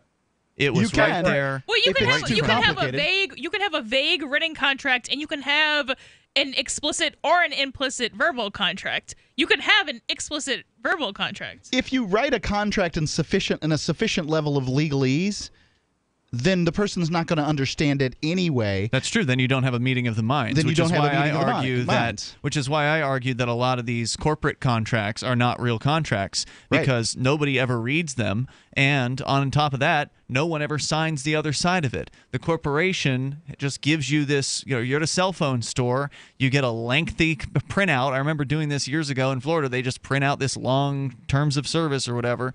You're supposed to sign it. You're supposed to agree to it, even though almost every one of them has a term in the agreement that says that the other side can change the agreement at any time without even so much as noticing you about it. So I'm sorry, that's not a contract either. That's just a set of expectations. And it's a terms of service. Yeah.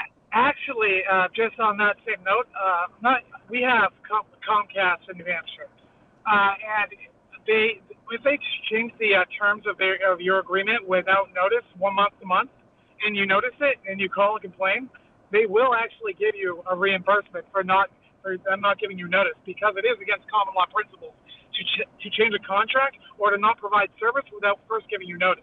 So if your internet goes down and they didn't tell you ahead of time, they actually owe you for the time there that was down. Just as food for thought. Yeah, that's absolutely true. Socrates, anything else you want to share tonight? No, I was kind of curious, though, if you guys could pick up your contract with the Free State Project again. The contract with the Free State Project, meaning the agreement contract that we had. We're banned from the FSP, so I don't think they would want to sign a contract. Are you with us. banned? I'm not personally banned. The show is banned. That's correct. They keep asking me to volunteer. Are you still a member? I A didn't really participant? see the purpose of informing them that they quasi-banned me, see. so they're not going to adjust the counter anyway. Like, it's just not worth... I shouldn't have signed, but at the same time, like, it's just not worth my time to, like, go To and unsign. officially, like... Yeah. It's Now, not are going you to do anything. Are you saying I don't have an agreement with the FSP. Right. I know we did at one point. Are you saying, Socrates, that you want us to have some sort of a partnership with them again? Well, yeah, the Free State Project is honestly is falling apart without the Liberty Talk Radio kind of being the forefront. Right, so then what's our incentive to have any relationship with them if they're just falling apart without us? Yeah, why should we care? I mean, because the FSP keeps emailing me to volunteer, and I'm like, don't want to be mean to the particular, what are they called, board member that's emailing me, but at the same time, it's like, this is kind of undignified. You're like emailing someone that you like didn't exactly ban, but didn't exactly not ban either. Like, you didn't ban me, but you banned everything I do. So, no, find volunteers among your members. Maybe this they're is just weird. Maybe they're just sending a catch-all email to everybody, and they're not specifically targeting you. You know what I mean? You're just getting. It was written. It was like, and not even just the headline, because you can have it set up to change the Yeah, name. it But wasn't that? there You was believe it was stuff about me in the email. It was a handwritten itself. email. Yeah. Okay. I like to think of the Free State Project as my stuck-up older sister that lives upstairs and barely talks to me when she goes upstairs. She runs up the stairs and grunts. I mean, look, I've said before, because I have been. She doesn't ask you for stuff. I've been talked to about they this by one of the board members of the Free State Project. I was talked to about this by a state representative who's a part of the Free State Project. They would like to see the relationship being repaired between Free Talk Live and the Free State Project. And I've always stated, I do not carry a grudge. I have nothing against the Free State Project or any of the individuals involved in it. I have even had Matt Phillips on this show between the time when we got kicked out of the Free State Project. Usually That's he's super mad at you weird, shortly thereafter. because he's the though. one who wrote the thing. Yeah, saying well, that he kicked you like I out said, because he I had don't- no use for you anymore. Yeah, I don't have any grudge. I don't, I understand that he did what he felt like It's he not had even to a do. grudge. I feel like a grudge has to be after the fact. If the show is still banned, then it's still during the fact. Yeah, well, I'm I'm not even really mad at these people. It's Me just like either. Ian holds no ill it's will. just like pick one, you and know? he's not kidding when he says he holds no ill will. Right. It's not my problem, I think you it's know. been a couple of years now, and It has almost. And he has never broken this this line of statement here to me in private at all. No, you're the one who's been really mad. Really mad? I mean, you were shouting at me and Daryl when we were driving up to. I shout at Somalia you and Fest. Daryl because you don't pay attention, and No, you it's 'cause you were mad. mischaracterize Well, yeah, and Daryl- my statements on purpose. Daryl has spoken at, I think, the one in the spring, Liberty Forum, I think was the one he spoke at, but he's spoken at FSP events That's right. since the ban. So they don't intend to ban any of us specifically except Ian. Well, but right. you I was- kind of can't ban a group and not. Well, they banned Free Talk Live and they banned Ian Freeman. Right, from so their Daryl and events. I Why couldn't did go they ban to- Free Talk Live? Why did they ban Free Talk Live? Because it's Ian. Because Ian. There's a statement on the FSP's website that Matt Phillips wrote. He said that he banned it because it was useful to get people up here, but now we need to calm down, so therefore he's going to ban the show. And that may be a true statement. And banning Free Talk Live may have been the very best thing they could do. I could not say. Socrates, thanks for the call tonight. I appreciate it. The toll-free number here is 855-450, free like freedom. I mean, I got nothing against the Free State Project, but I don't see any reason why we should put any more effort. Yeah, but I'm not going to help them either. I don't see why we should put effort into helping them. I mean, what are they doing now, really? I guess they're asking people to move Throw in up. parties and So get a come drink on. at PorcFest? Move Do you up. want to help build a better financial system for everyone? Join Dash. Dash is Digital Cash, a digital money platform designed to replace cash and help people manage their own wealth. It's fast and easy. Fees are low and transactions are confirmed instantly. Dash is decentralized, run by users who earn rewards for helping run the network and make governance decisions. Dash is set up to succeed where other platforms have failed. Give it a try. Dash.org. Help people take control over their financial future today. Find out more at Dash.org. I got my Blink home security system delivered right to my door. I downloaded the app and it walked me right through the easy setup. Even with my complicated router system, I was done in like 10 minutes. Now it notifies me whenever something moves in front of the wireless cameras, or I can just check it whenever I want right from my phone. And I got you a deal. Get 3 Blink cams for what the other guys charge you for 1, plus an extra 10% off. Visit blinkprotect.com/FTL. blinkprotect.com/FTL. blinkprotect.com/FTL. I've said it many times on air and I'll say it here. The New Hampshire Liberty Alliance is one of the most important organizations for freedom in the world. New Hampshire is ground zero for freedom, and the NHLA is the best organization at promoting effective liberty activism. This ad is sponsored by Free Talk Live, and I, Mark Edge, am a lifetime member because I believe in the NHLA. Please check them out at nhliberty.org. Not everyone can move right now, but you can support the cause. Donate top cryptocurrencies or old-fashioned U.S. dollars, nhliberty.org. Visit their website and see what they're all about, nhliberty.org. Shop online and support Free Talk Live. Every purchase you make at shop.freetalklive.com helps spread a message of liberty. From shop.freetalklive.com, you can shop at places like Walmart, Newegg, Amazon UK, Amazon Canada, Omaha Steaks, HostGator, and more. Plus, you can get discounts on web hosting, legal documents, or pretty much anything using saveatpurse.com. Just bookmark the link and help Free Talk Live while shopping online. Thank you for shopping with shop.freetalklive.com. Is spreading the message of liberty, cryptocurrency, and peace around the globe worth $2 per month to you? As you may already know, in addition to our internet feed, LRN.FM broadcasts on free-to-air satellite across North and Central America, as well as Sub-Saharan Africa. And we've been available on satellite for free 24/7 since 2010. The LRN.FM free-to-air satellite signal is reaching some of the most oppressive regimes in the world, and there's no doubt our ideas are making an impact. You can learn more about the channel's impact by watching the 3-minute video at fund.lrn.fm. If you'd like to help free minds globally with our ideas of liberty, cryptocurrency, and peace, you can donate as little as $2 per month via fund.lrn.fm. You can help us continue and expand our satellite broadcast to multiple continents. Visit fund.lrn.fm today, and thank you for your help. Don't forget to share the link on social media. That's fund.lrn.fm.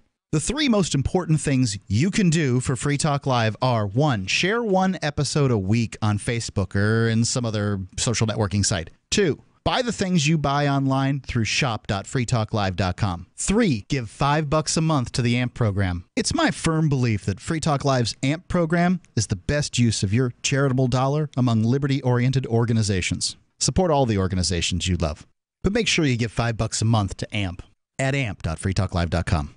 I love My Magic Mud. I drink a lot of coffee. I had stains on my teeth. Then I found My Magic Mud, and I was told it would remove stains. So I paid attention when I brushed the first time. My Magic Mud is black tooth powder, and the difference it made in my teeth in 1 application was noticeable. With 4, my teeth were as white as you normal folks out there. Please go to mymagicmud.com and buy a jar. There's 150 applications for $25. You can use Bitcoin. mymagicmud.com.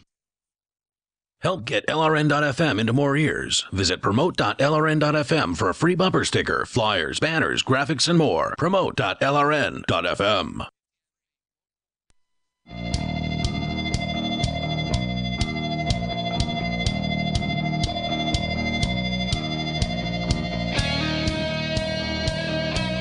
It is Free Talk Live. Dial on in here, toll free to join us at 855-450, free like freedom. That's 855-450-3733.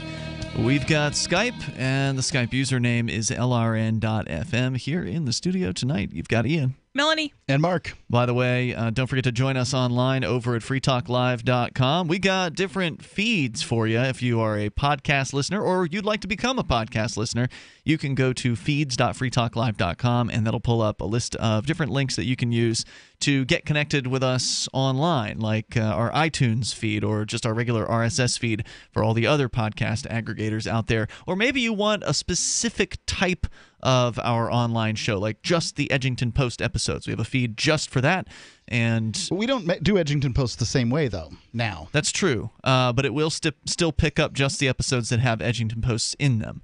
So that feed still will provide you with Edgington Post only. Only the shows with Edgington Post in them will show up on that feed. But it'll be our full show. But it'll be the ones with Edgington Post as opposed to the ones without.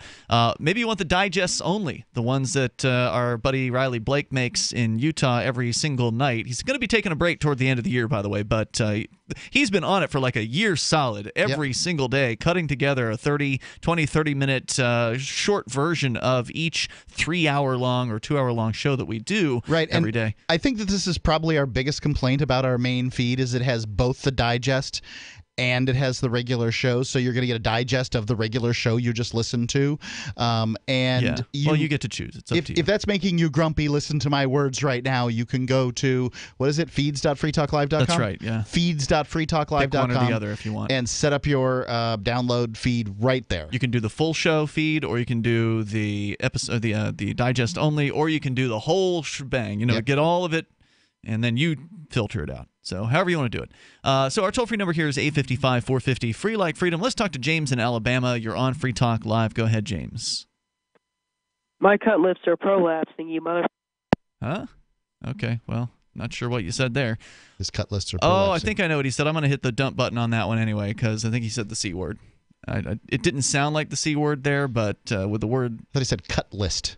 Yeah, I don't think so. It could have been something that sounds like cut list. It could have been. Yeah. Let's go to John. He didn't sound like a person that might have something that sounded like a cut list. It didn't sound like somebody who had anything intelligent to say. I'll tell you that. Let's talk to John, who I'm sure does have something intelligent to say in Nevada. You're on Free Talk Live. Hello, John.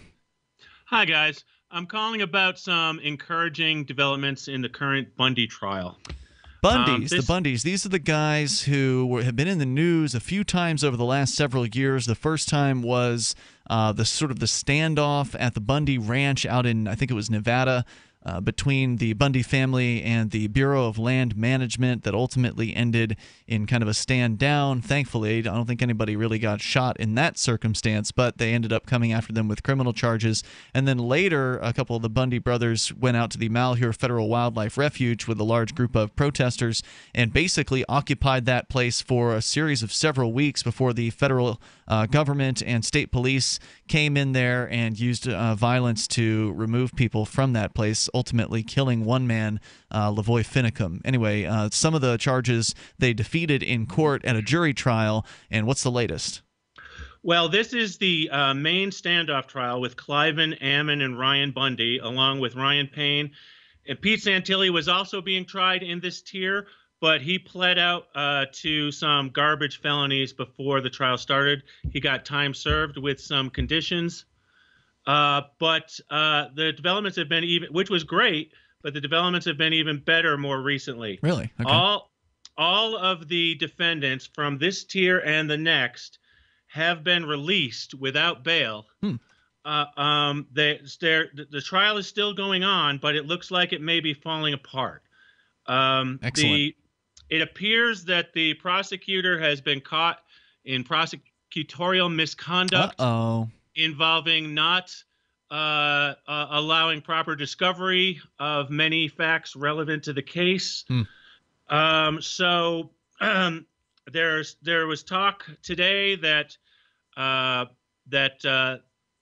was talk today in the court about double jeopardy, which seems to imply that the prosecution wants to get out of this trial and try them again. And it sounds like the judge is saying, no, we're not going that way.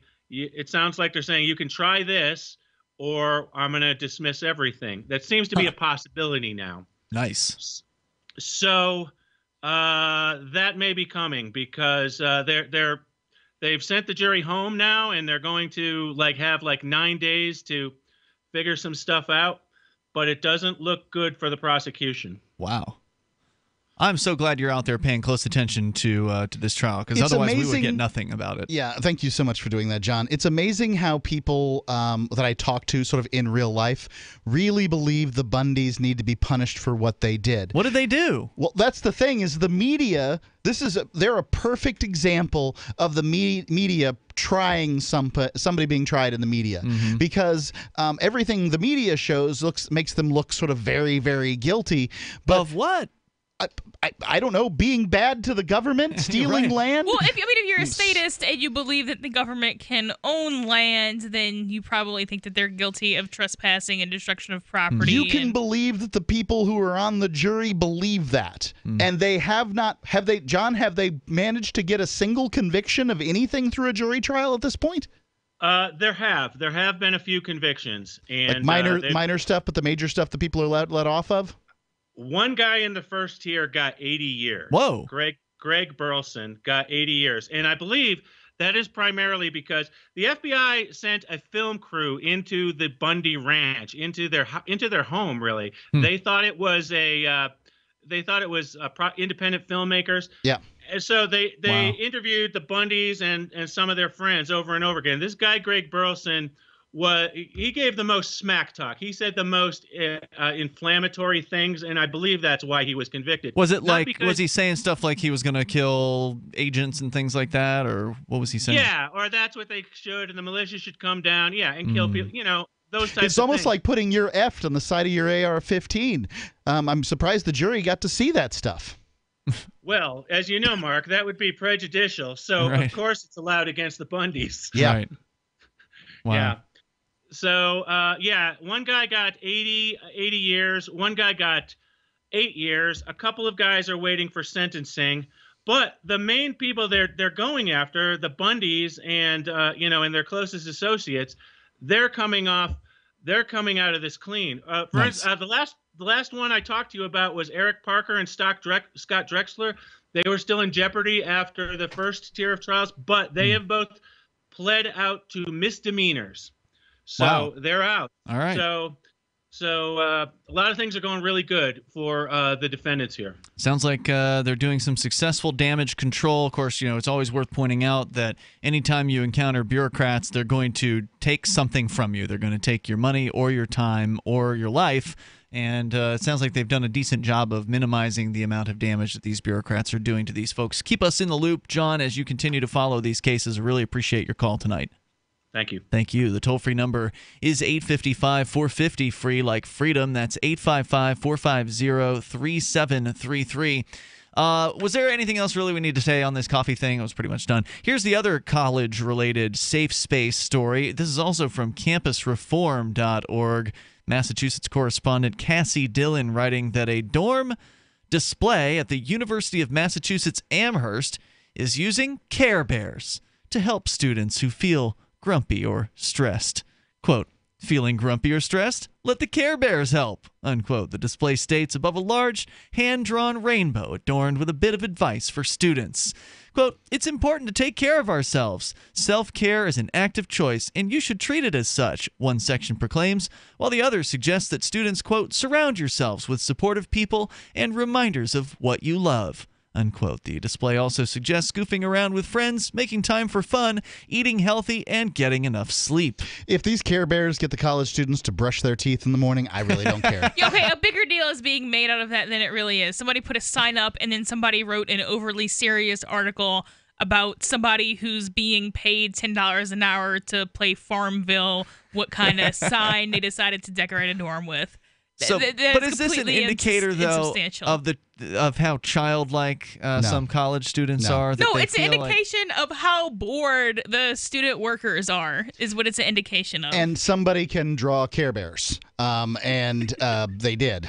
Yeah. I don't know. This doesn't have to do with safe spaces and I don't think so. Snowflakes? No, somebody was bored. Because you expect to see Care Bears at like a preschool or I a wish we kindergarten. had more Care Bears in here. I mean, who cares? The Care Bears do. If it keeps one college student in that dormitory from sleeping with the basketball team, yes, the Care Bears are good. All right. Okay, I'm not sure if I agree, but all right. I can tell you the basketball team doesn't. The toll-free number here, 855-450, free like freedom. That's 855-450-3733. This is Free Talk Live. Hour 3's coming up. Guys, wouldn't your wife or girlfriend love it if you treated her to the very best this Christmas? Well, you can, and you don't even have to go out of your way. We're talking about the world's softest pajamas, available exclusively at Pajamagram.com. That's Pajamagram.com. Created by a team of dedicated pajama experts, the world's softest pajamas are lighter than a cloud, softer than a bunny, like cashmere, only better.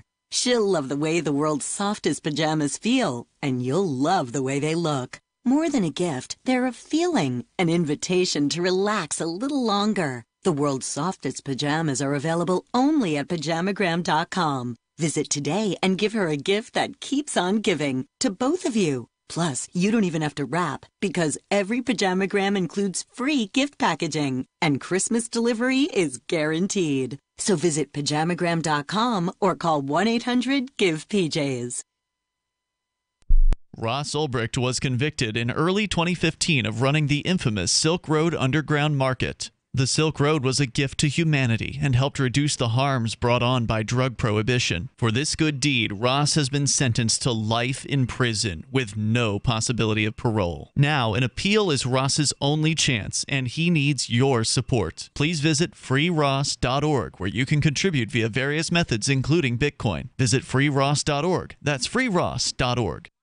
Did you know you can watch Free Talk Live during our live show 7 days a week from 7 to 10 p.m. Eastern via our studio cams at cam.freetalklive.com? Plus, you can chat with other listeners while you watch, all totally free. Now that our live video stream is hosted by YouTube, our video archives will be online even faster, so be sure to subscribe to our YouTube channel. Listen, watch, and chat all free at cam.freetalklive.com. That's cam.freetalklive.com. You're listening to the live edition of Free Talk Live. Hour number 3 is next after the news here on the Liberty Radio Network at LRN.FM. From Keene in the Shire, the Liberty Media capital of the world, this is Daryl W. Perry, host of FPP Radio News for Monday, December 11th, 2017. Silver is trading at $15.85 per ounce. Gold is valued at $1,250 per ounce. Bitcoin is trading at 9.3 cents, and the average price of Bitcoin is $16,553.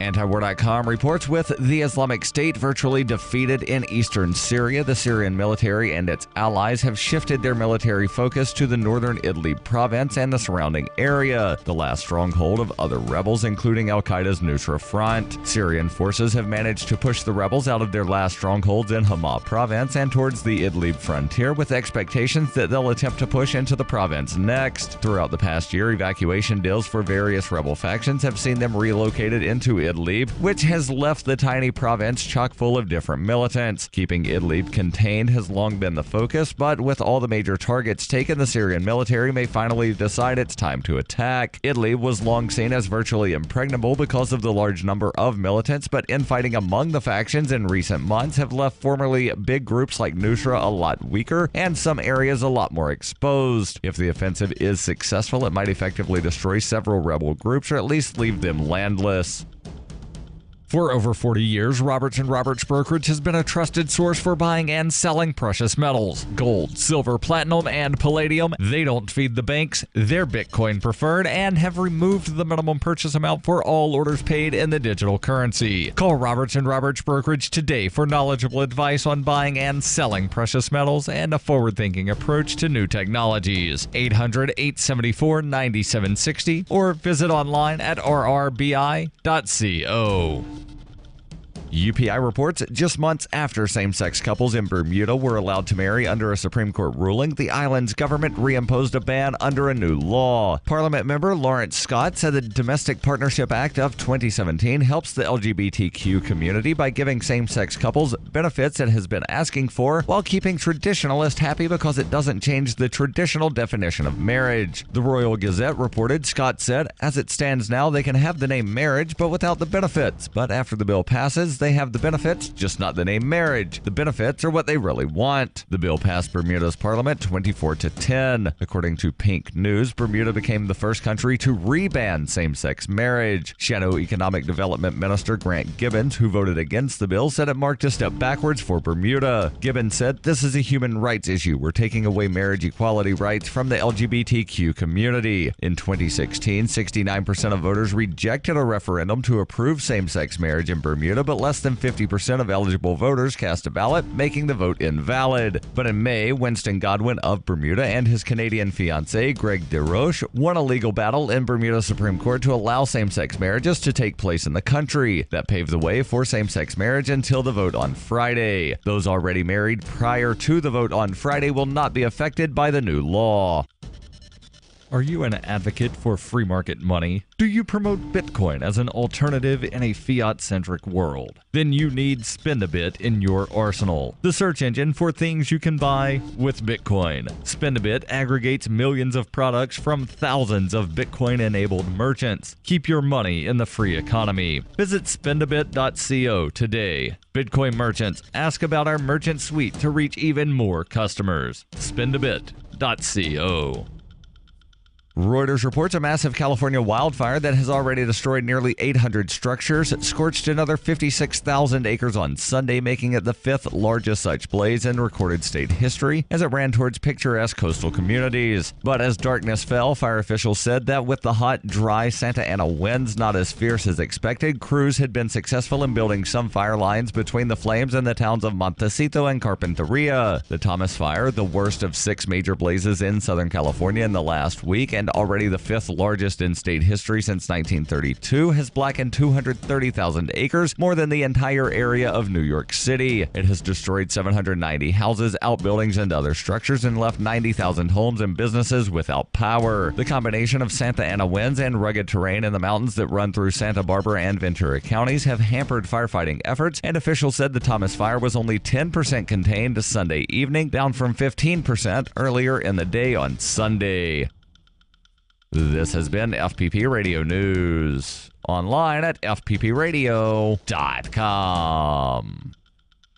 An update now on a legal battle emerging around the Onion News Network's own Jode Kressbeckler. After the shocking story yesterday that a group of assailants attacked Congressman William Cummings, tied him to a horse, and dragged him through a briar patch, some are now saying these statements from Mr. Kressbeckler last week may have incited the attack. Bootlegging Congressman Cummings ought to be tied to a horse and dragged through a briar patch. Mr. Kressbeckler's show is billed as an opinion and entertainment program. Yes, and he even calls himself nothing but a caterwauling old badger, so the claim that he would incite people to violence seems pretty far-fetched. He displayed a map of Congressman Cummings' home in relation to the nearest briar patch, told his viewers where to purchase a, quote, good pulling horse, and used a life-size dummy of Congressman Cummings to demonstrate effective knot-tying techniques. Right. I think most reasonable people would see that as simply a ribald political satire. Right. Briar patch is obviously a metaphor for the prickly political atmosphere in Washington, and drag from a horse means something else. Makes sense to me. This is the Onion News Network.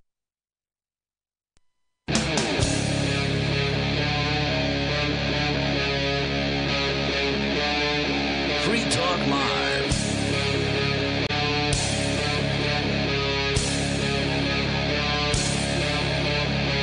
It is Free Talk Live, and you may join us right here. Just dial in toll-free and take control of the airwaves at 855-450, free like freedom. That's 855-450-3733. We've got Skype, and the Skype username here is LRN.FM. In fact, we're going to go to Skype to start things out here, but first, it's Ian. Melanie. And Mark. And go to Nathan in Texas on Skype. Go ahead, Nathan. Hey, since you were talking about contracts and rules, I thought this would be a good time to bring up the Twitter purge, the Stalinist purges that are planned for 1 week from now. Really? Apparently, what's going on? Well, there's some kind of rule in the EU that you have to announce changes, I guess, a month ahead of time. So they actually announced it a month ago. Wow. When they de-verified Richard Spencer and like a couple other of the Charlottesville people. Okay. Wait, they de-verified them or they banned them? They de-verified them then. They're going to, the assumption is that they're going to start banning them now, or at least 1 week from now. Okay. The Twitter rules say, quote, you may not make specific threats of violence or wish for the serious physical harm, death, or disease of an individual or group of people, etc. But then they added this provision that says you may also not affiliate with organizations that, whether by their own statement or activity, both on and off the platform, use or promote violence against civilians to further their causes. We'll begin enforcing this rule around affiliation with such organizations on December 18th. Doesn't sound like an unreasonable rule to me. Well, so what they're going to do is, what that means in plain English is that if you associate with violent, I guess violent causes, basically it's their determination. If they consider it to be violent and you're associating with them, in your personal life, or you display, I think they also have something in here about displaying hateful imagery. It's in their rules. I can't blame them. I wouldn't want that stuff on my website. We don't let racism on our forums either. Well, but or advocacy of violence. Are we talking about Twitter? You police people off the forum. I mean, what's saying they're going to go off Twitter. They're going to go off Twitter and determine if you were behaving a certain way outside of Twitter, then we're going to ban you. I mean, that seems like a massive waste of time. But I mean, Twitter, as far as I know, is a private company, so they can do that. Their rules. If people are complaining, saying they don't want to see these hate mongers on Twitter, and even if the hate monger's like, well, I'm obeying all Twitter's rules, I haven't called for killing all the Jews on Twitter since the rules went into place, but I do it on my own personal website. That's completely within Twitter's purview to say, well, we don't want you here. Bye. Right, and of course they're going to be enforcing this selectively, though. Well, yeah, it's their business. Probably will. They can do it however they want. So I mean, so the most honest people are the people who tell you what their biases are. Nobody doesn't have biases, and nobody acts as if they don't have biases. If they came out and said we're slightly center to left, that might be a more honest way to do it. So they're not going to do that. No, they don't. They don't say that. They say, I mean, the Twitter rules start by saying we believe that everyone should have the power to create and share ideas. Yada yada. Except certain ideas. Right. Well, I mean, if they should say that part, but and they don't say that. You just read their policy. They do say that. We don't want violence. We don't want hatred. We don't want it on our site, and we don't want to associate with you if you've got it on your site. Am I supposed to be outraged? Am I supposed to be upset by this? I mean, that's not how. The point is. That's not how I would run a platform. I would just tell people to unfollow people that they don't want to see. But unless Twitter has some involvement in the state that I'm unaware of, you're not trying to monetize Twitter a platform. can do whatever. Right? You're not trying to monetize a platform. You want to be able to sell advertisements on your multi-billion-dollar platform, and then yeah, but they're not like there's not like a Domino's ad on Richard Spencer's page. There might be. No, there's not, because that's not how Twitter ads work. There's a ad in your feed. Okay. So it's not attached to anybody. Maybe the advertisers don't want to be associated with a site that's going to allow hate content. I can tell you I spend less time on Facebook than I used to. And one of the main reasons is essentially it's filled with, trolls. It's just filled with content that upsets me. Yeah. And I thought to myself more than one time, why do I spend my time here being upset? And whether or not it's whether I agree or disagree with like maybe the person's posting something that they disagree with and it upsets me, but I'm still upset. It doesn't matter whether I agree with this person being upset with a third party, or I'm just upset at somebody on there. It just doesn't edify my life in a lot of ways, so I'm just back off. You had something about Facebook in your show prep tonight. Can you pull that up, since it's probably relevant to this conversation? But Nathan, I'm sorry, I had asked you a question, then all three of us interrupted you. So what was it you were saying about why does this, why should we care? Right. Well, so the reason is that this is an extension of these political policies, where they have a policy, and it may be a good policy, but they only apply it to one side. They only apply it to. Do they though? Basically. I mean, how do you know that if somebody who's a leftist gets on Twitter and starts talking about exterminating all conservatives or Trump supporters, that if that account was brought to their attention, because they have screenshots of things that were both reported and what got struck and what didn't. It's not a secret. We know what's going on. Okay.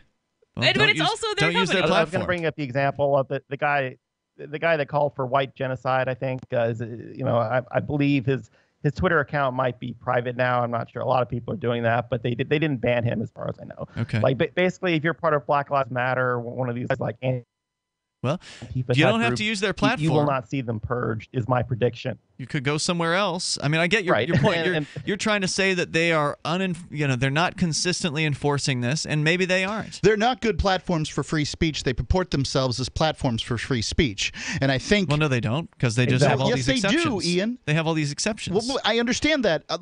There's a difference between "I'm for free speech" and the asterisk at the end. Yeah. Right? Like, that's what they're doing. Okay. They're saying, I'm for free speech, asterisk at the end, as long as your speech is something that we agree with.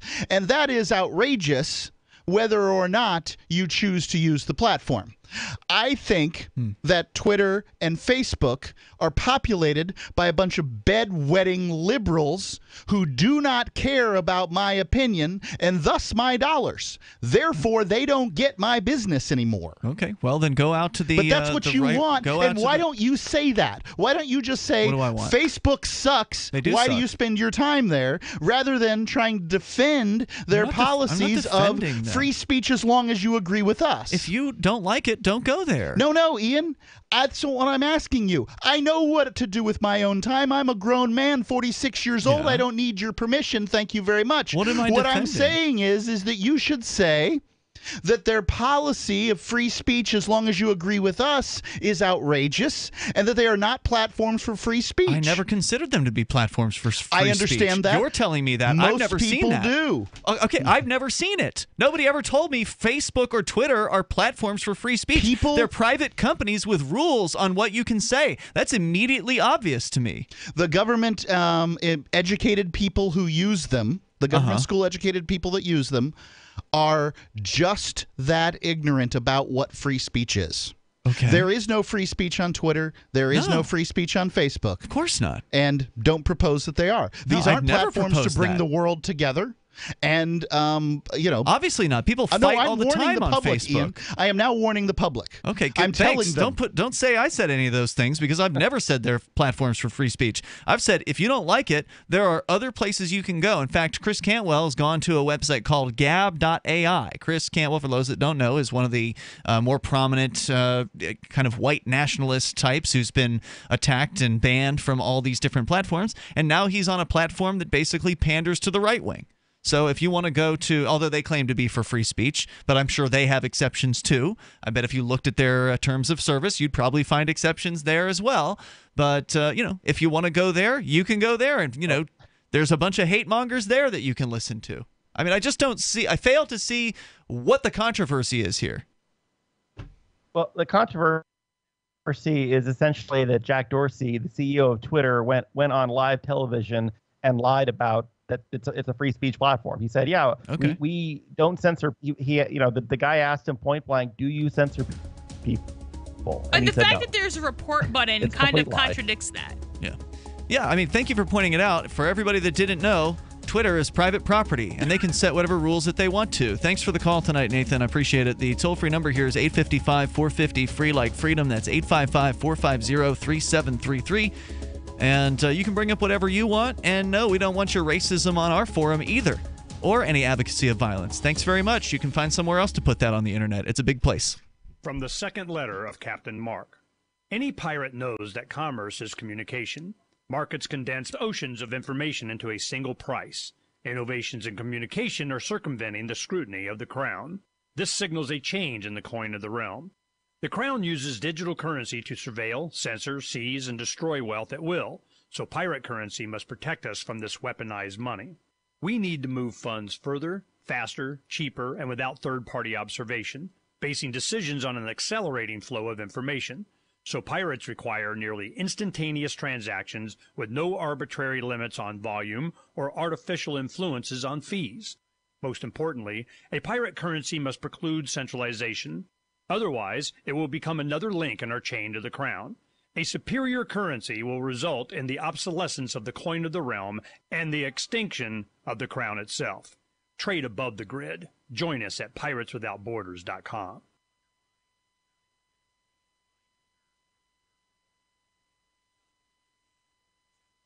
A commemorative President Trump dollar for only $5? Yes, the historic Trump dollar starts at only $5 at TrumpDollar.us. Choose from our unique 3-coin collection in gold, silver, and copper. The Vote Trump dollar, inaugural Trump dollar, and Make America Great Again Trump dollar. Available only at TrumpDollar.us. Minted in the USA, our Trump dollars commemorate President Trump's patriotic stand. Order your Trump dollar collection today in time for Christmas delivery at TrumpDollar.us. That's TrumpDollar.us. It's been said, any society is only 3 missed meals away from chaos. Those times may be near. Think about it. Our country faces multiple terrorist threats and aggressions from Russia and North Korea. Social unrest and violent marches yet again may lead to looting of stores and city shutdowns. And our crumbling infrastructure leaves our power grid vulnerable to long-term outages from a single cyber attack. When the chaos from any one of these threats arises, Fossilized evidence reveals the Spazosaurus was the largest doofus ever to roam the Earth, and a new tandem mobility scooter is released. This is the Onion Week in Review, damn it, and we're going to need you to demonstrate a little decorum. Got it? This week, economists confirm that the booming tear gas industry continues to lead the world's economic recovery. Financial experts confirmed that the growing demand for tear gas in countries like Turkey, Brazil, and Greece has increased over 20% annually over the past few years, and is anticipated to continue playing a major role in the world economy. The market for tear gas just keeps sustaining itself and growing. We can only hope that more people demand tear gas in the coming months, and the recovery will be here sooner than we thought. In other news, a community is devastated by the sight of an old man struggling up some steps. A stack of unused CDRs turns 5 years old, and this zoo is really promoting the hell out of their new fruit bat. Your diligence and patience have been noted. Prove yourself further at theonion.com. This is the Onion News Network. Did you know we've taken our LRN.FM telephone listen line to a new level with the LRN.FM audio on demand line? Now you can call 712-770-8447 anytime and listen to LRN.FM's live feed. And you can listen to a bunch of our original shows on demand. Long distance fees may apply. Just dial 712-770-8447 and choose from the menu. 712-770-8447. So you've signed the Shire Society Declaration and are planning your move to New Hampshire to be around more liberty-oriented people. Next, sign up for the Shire Society Forum at forum.shiresociety.com. There are a bunch of people there who are already in the Shire, and they want to meet you. If you're already in the Shire physically, you should also come by the forums. Remember, not everyone uses Facebook. New people are signing up for the Shire Society Forum every month, so drop in and say hello at forum.shiresociety.com. This is the Liberty Radio Network, broadcasting the latest liberty-oriented audio content 24 hours a day at LRN.FM.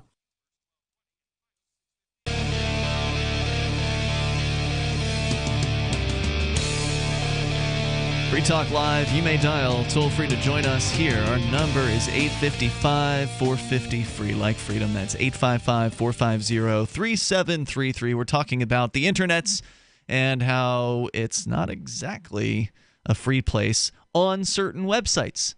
For the most part, you still have the freedom to start your own website, although you could still run afoul of the terms of service of the web hosting provider that you use. So that's one of the things that some of the people have tried to put pressure on the web hosting providers when, let's say, a hate monger or some, nasty personality. But they have providers that specifically advertise. They don't do that. They do have that, which was what I was going to point out. But that would be something you'd want to look at prior to signing up with a web host is, what kind of content do they disallow? Some of them disallow porn sites. Some of them disallow hate sites. Some of them, so there's different rules out there. And again, it's private property, but still, if you want freedom of speech on the internet, it does still exist, even if you have to go into the darknet to find it.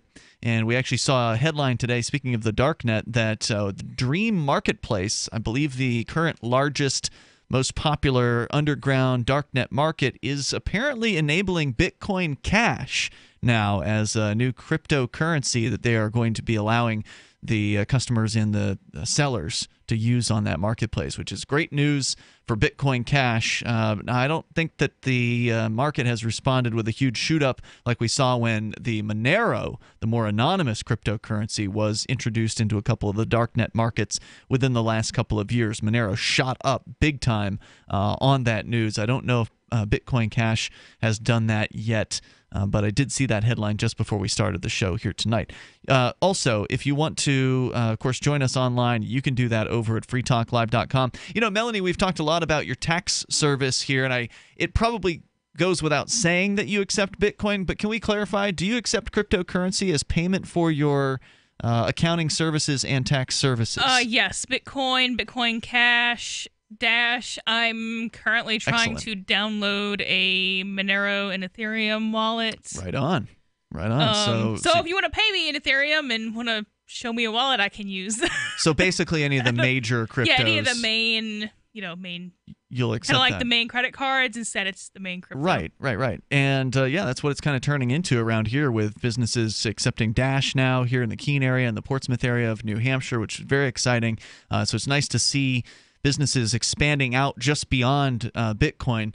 And when people are looking at their taxes or thinking about doing taxes coming up here in 2018, business owners are probably getting ready right now and preparing for end of the year things that they got to do. And you can actually advise people on what they should be doing if they've got a business before the end of the year, but they better call you ASAP because you're running short on time to take on new clients, I would imagine, right before the end of the year. Yeah, so if you have a business that you need me to look over, probably kind of as soon as possible is... Like this week. ASAP. By definitely Wednesday. This week, like tomorrow preferably, Okay. but this week. If there's anything that you need to sell, not sell, buy, not buy, move around by the end of the year, because those have to be done by December 31st. If you don't have anything major, just kind of an individual with no major investments that you're looking to move, those can wait till January. Some even individuals that have, if they're looking, I was talking to a guy the other day, he wanted to know if he wants to sell something eventually, but he wants to know when to do it. So he talked to me, and I sometimes end up telling people, okay, we'll sell this much by December 31st. So I think somebody had commented that you were very helpful to them on end of the year preparations. I forget who it was. I think there was a forum comment that was very positive towards your advice. And Melanie's a professional. She trained as an attorney, but she does accounting work professionally. You can get in touch with her directly over at tax.freetalklive.com. Now, we have been having some issues with our web forwards, so I would like to give you the full website just in case you're having an issue with the forward.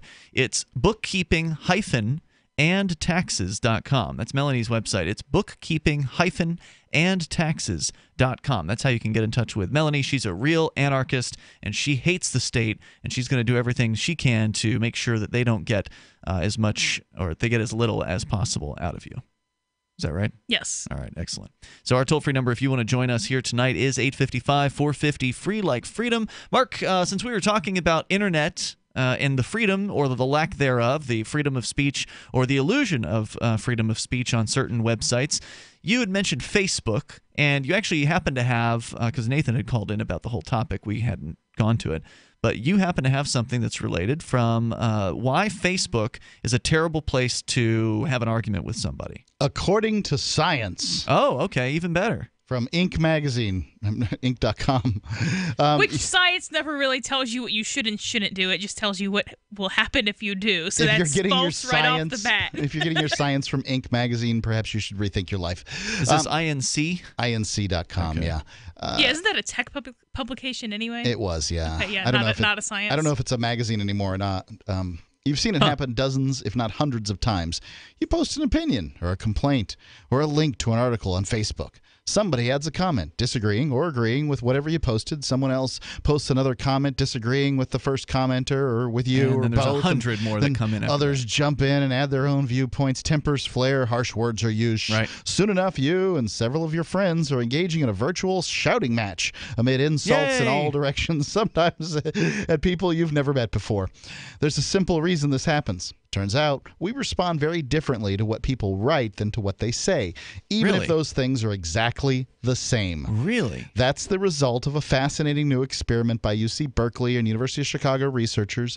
In the study, 300 subjects either read watch videos, or listen to arguments about such hot button topics as war, abortion, country, or rap music. Afterward, subjects were interviewed about their reactions to the opinions with which they disagreed. Their general response was probably very familiar to anyone who's ever discussed politics: a broad belief that people who don't agree with you are either too stupid or too uncaring to know better. But there was a distinct difference between those who had watched or listened to someone speak the words out loud and those who had read the identical words in text. Really? Those who had listened or watched to someone say the words were less likely to dismiss the speaker as uninformed or heartless than they were if they were just reading the commenter's words. Now, okay, well, we knew that already, and that doesn't help me because that doesn't Why? It doesn't tell me that they decide that they were convinced. It tells me how they felt. I don't care how they felt. I care if they were convinced. We're not thinking creatures. Yeah, if you want to reach somebody, you got to care about how they feel about what you're saying to them. Now, to me, this is very interesting detail here, Mark. So, I mean, I imagine they're going to get into their theories as to why this is. I'm just going to speculate here. Does it have to do with the fact that when you strip out all human voice and inflection and eye contact, the look on somebody's face, whatever level of empathy they might be conveying silently, when you strip all that away and you just have text, is that why it's just a colder response? I think it strips the humanity. Yeah. This research suggests that the best way for people who disagree with each other to work out their differences and arrive at better understanding or compromise is by talking to each other, as people used to do at town hall meetings. Okay, well, No, I they can't didn't. talk to 7 billion people, and that's a completely There ain't 7 billion people on your Facebook Don't profile worry, either. they're not listening on Facebook. There's more coming up here. I want to hear more about this, Mark. You got more analysis from the study? Yeah. All right. And your thoughts are also welcome at 855-450 Free Like Freedom. This is Free Talk Live. Have you ever wondered who the second person to discover gravity was? When you're in the mood for a treat, would you go to the second best bakery in town? Or how about the name John Breckenridge? Recognize it? If you don't, that's because he came in second to Abraham Lincoln. The firsts are first for a reason. Just how ID Stronghold was the first to create the technology to protect your credit cards from thieves with RFID chip scanners. ID Stronghold products block signals from those scanners, so thieves can't capture your critical data. Get a stronghold on your personal information and protect your family too. Don't settle for the second best wallet. Pick up ID Stronghold wallets for everyone on your list this holiday season. They're the perfect stocking stuffer, with leather wallets starting as low as $20 on Walmart.com, eBay, Amazon, and QVC. Save 10% by using coupon code PRESENT for a limited time. That's coupon code PRESENT only on IDStronghold.com. IDStronghold.com. Since time began, tyrants have taken aim at personal liberties. Now there's a movie that aims back. The government has no more right to tell us what to put in our bodies than they have to take our guns or tell us what books we can read. 6 drug police were eaten by bears while raiding a marijuana farm. On your knees, you dirty hippie! Jesus. On your knees! What's the problem, officer? Today, many cops who enforce pot laws do so only because it provides them with cushy jobs, good benefits, and a chance to push people around. I was an undercover narcotics officer. The drug war is nothing but a farce. The Second Amendment says you gotta keep you and your gat intact. Guns and Weed, The Road to Freedom. A film by Michael W. Dean and Nima Vadadi. DVD available now at gunsandweed.com or on Amazon. That's gunsandweed.com. Makes the perfect gift. Remember, that's gunsandweed.com. The new 4th edition of Healing Our World, The Compassion of Libertarianism, will take your understanding of liberty to a deeper level and has over 1,300 updated references, new cartoons, and a foreword by Dr. Ron Paul. With discounts for multiple book purchases, the 4th edition of Healing Our World is a great gift for the liberals, pragmatists, environmentalists, and Christians in your life who think libertarianism is cold-hearted. Get yours today at healing.freetalklive.com and use promo code FTL for a $5 discount. If you want to know the latest about Free Talk Live before we go on the air, all you need to decide is how you want it delivered. It's your choice. Visit news.freetalklive.com. You can get emailed announcements and participate in contests via our email updates list. Plus, we have a Twitter account that you can follow and a Facebook page where you can become a fan. So visit news.freetalklive.com to get news about Free Talk Live as soon as it's announced and the way you want it delivered at news.freetalklive.com. That's news.freetalklive.com. Armistice Day was a day dedicated to world peace, a day to perpetuate peace through goodwill and mutual understanding. This sentiment was lost when Congress renamed the day in 1954. So Antiwar.com is reclaiming November 11th as Armistice Day, a celebration of hope and peace.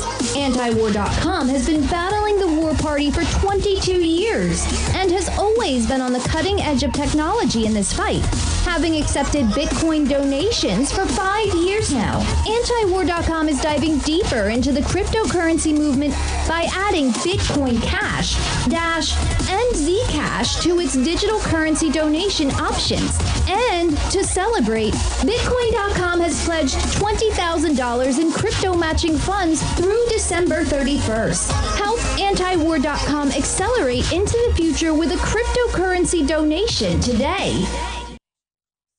You can sign up to receive the latest about the Liberty Radio Network via our email updates at updates.lrn.fm. That's updates.lrn.fm.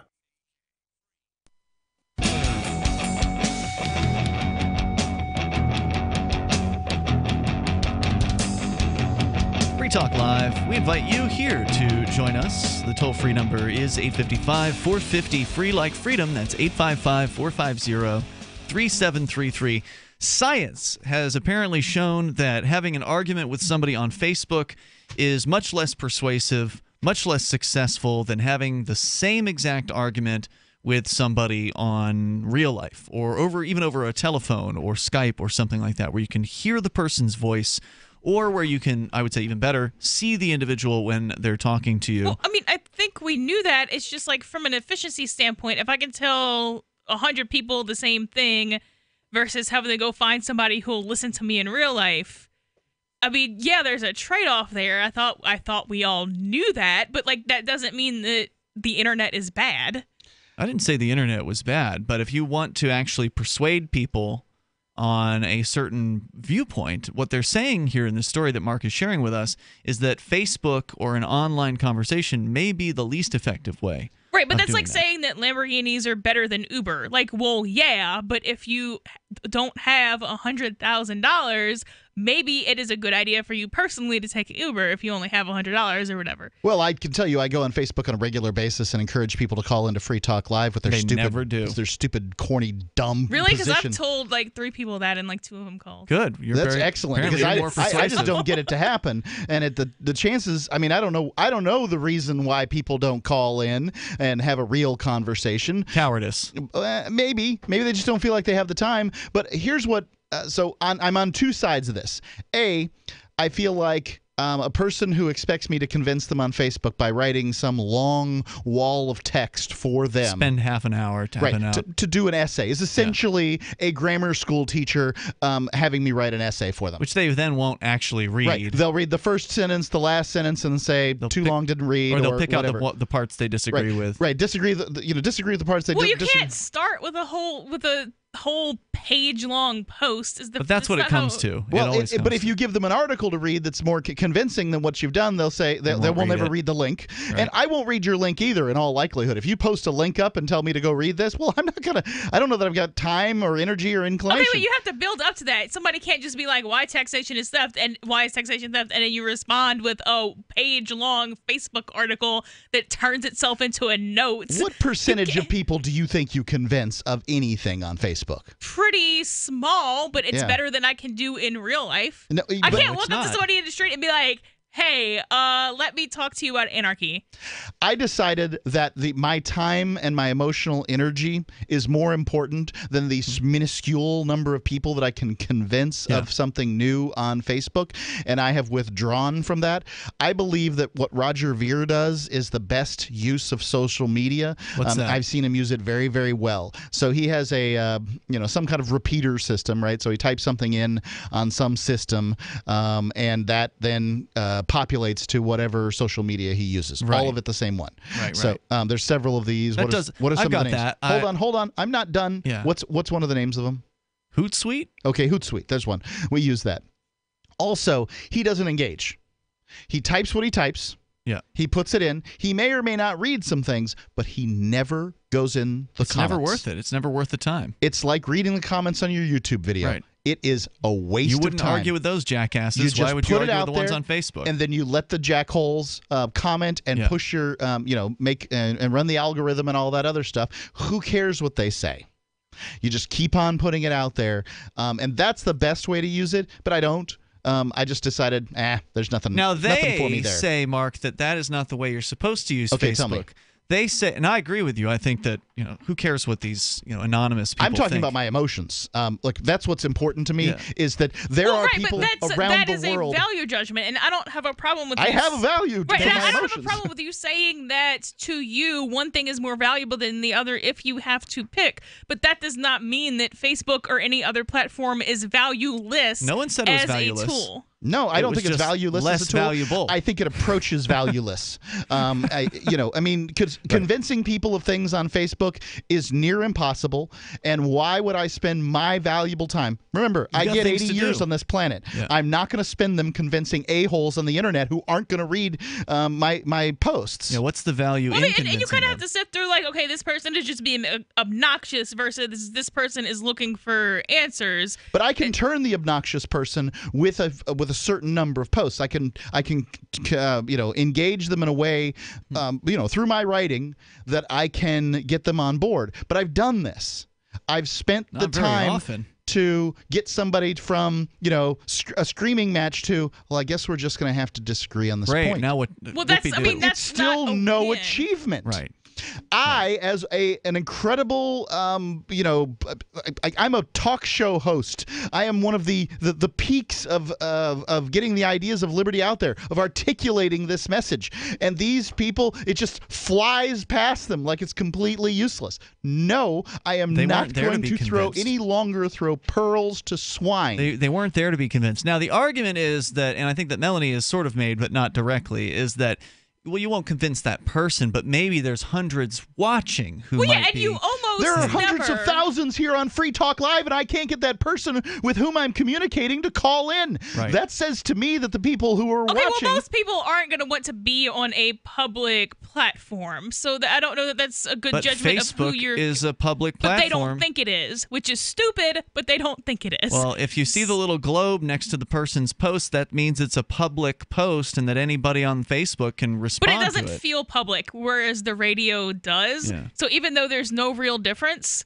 I had one of these discussions with a guy named Severin Freeman on Facebook the other day. He was a cop blocker in, I think, Allentown, Pennsylvania. He'd come up to visit New Hampshire at one point, and he really has it in for Will Coley and anybody who calls themselves a Muslim.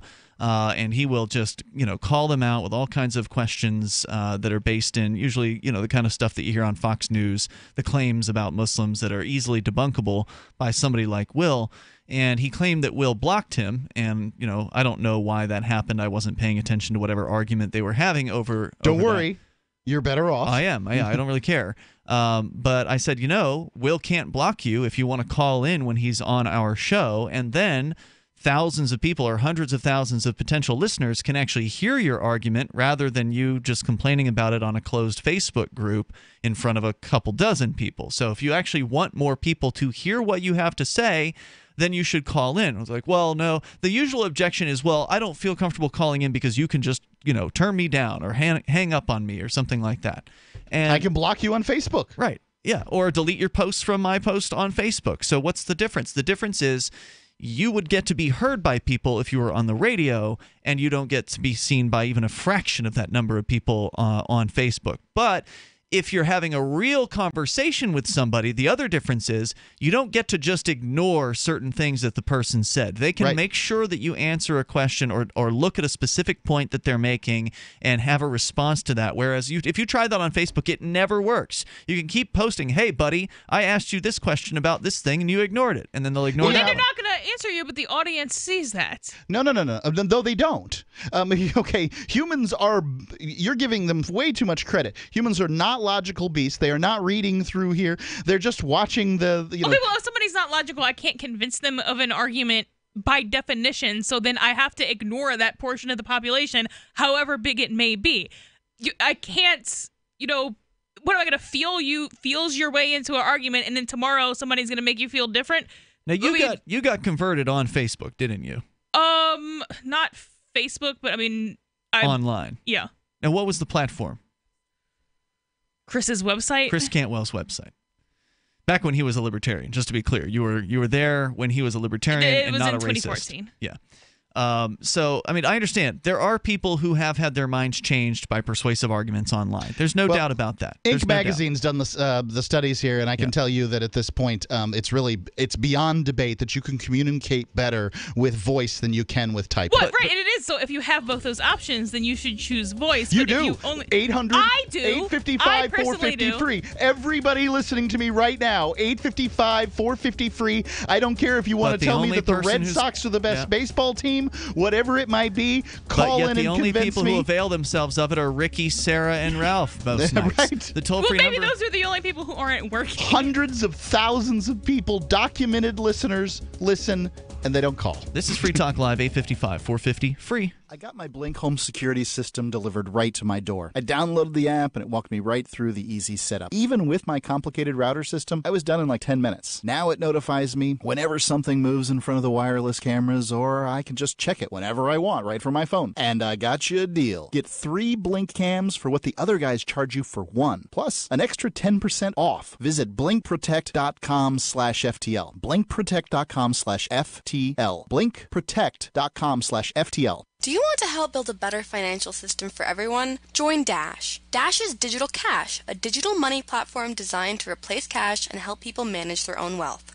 It's fast and easy, fees are low, and transactions are confirmed instantly. Dash is decentralized, run by users who earn rewards for helping run the network and make governance decisions. Dash is set up to succeed where other platforms have failed. Give it a try at dash.org. Help people take control over their financial future today. Find out more at dash.org. Earlier this year, after many years of conflict over the direction of Bitcoin, the creators of Bitcoin Cash did just what they were told to do. They forked off. Now there are 2 Bitcoins, the one that is run by the big bank patsies, and Bitcoin Cash, the one that stays true to the creator's vision. Bitcoin Cash has surprised many with its relevancy and staying power, and the price reflects it. If you believe that Bitcoin was meant to be a low-cost, easy-to-use, peer-to-peer currency that could bring economic freedom to the world, you need Bitcoin Cash. Get your Bitcoin Cash wallet right now at bitcoin.com. Shop online and support Free Talk Live. Every purchase you make at shop.freetalklive.com helps spread a message of liberty. From shop.freetalklive.com, you can shop at places like Walmart, Newegg, Amazon UK, Amazon Canada, Omaha Steaks, HostGator, and more. Plus, you can get discounts on web hosting, legal documents, or pretty much anything using saveatpurse.com. Just bookmark the link and help Free Talk Live while shopping online. Thank you for shopping with shop.freetalklive.com. Why did you move to the Shire? I moved here to the Shire because there's other people around who take liberty just as seriously as I do. I moved to the Shire because I saw videos of people challenging authority and thought that I could get support myself. It called to me, like, do this right now. I wanted to be around people like me who got it. And once I got here, I knew there was nowhere else that I wanted to be. I've always wanted to change the world. So I moved to the Shire to join people who were actually working towards doing the same thing. The people here are awesome, loving, and positive. It was for the adventure and for the feeling of something important is happening here. And I just wanted to come to sort of be part of that. Visit ShireSociety.com to read and sign the Shire Society Declaration and learn the reasons why, if you love liberty, you should immigrate to the Shire. Plus, add yourself to the Shire map at shiresociety.com. That's shiresociety.com. Here's a chance to do a little activism while you're cruising Facebook, Twitter, or Google+. Between the LOL cats, the recipes, the hot girls, and the inspirational sunrise memes, Free Talk Live's posts pass by your newsfeed. Like them, comment. It gives us more exposure. If you don't see our posts, click like at facebook.freetalklive.com and then hover over it to click Get Notifications. It's an easy way to spread the ideas of liberty a bit further. I know you're busy, but you can spare that 1/10 of a calorie it takes to click on something. facebook.freetalklive.com. Cell 411 is a free app for Android and iOS that replaces government-controlled 911. Cell 411 allows you to preset a group of friends or private organizations to show up at any emergency. Cell 411 is a nightmare for the state because it proves their so-called services aren't needed. Cell 411 has had thousands of installs, and of course it's covered by the BIPCOT no government license. Cell 411 because your friends won't shoot you when you're in trouble. Without the government, who would build the emergency services? You and Cell 411. Get it today at getcell411.com. What's up next? Visit the Liberty Radio Network program guide to find out at shows.lrn.fm. That's shows.lrn.fm.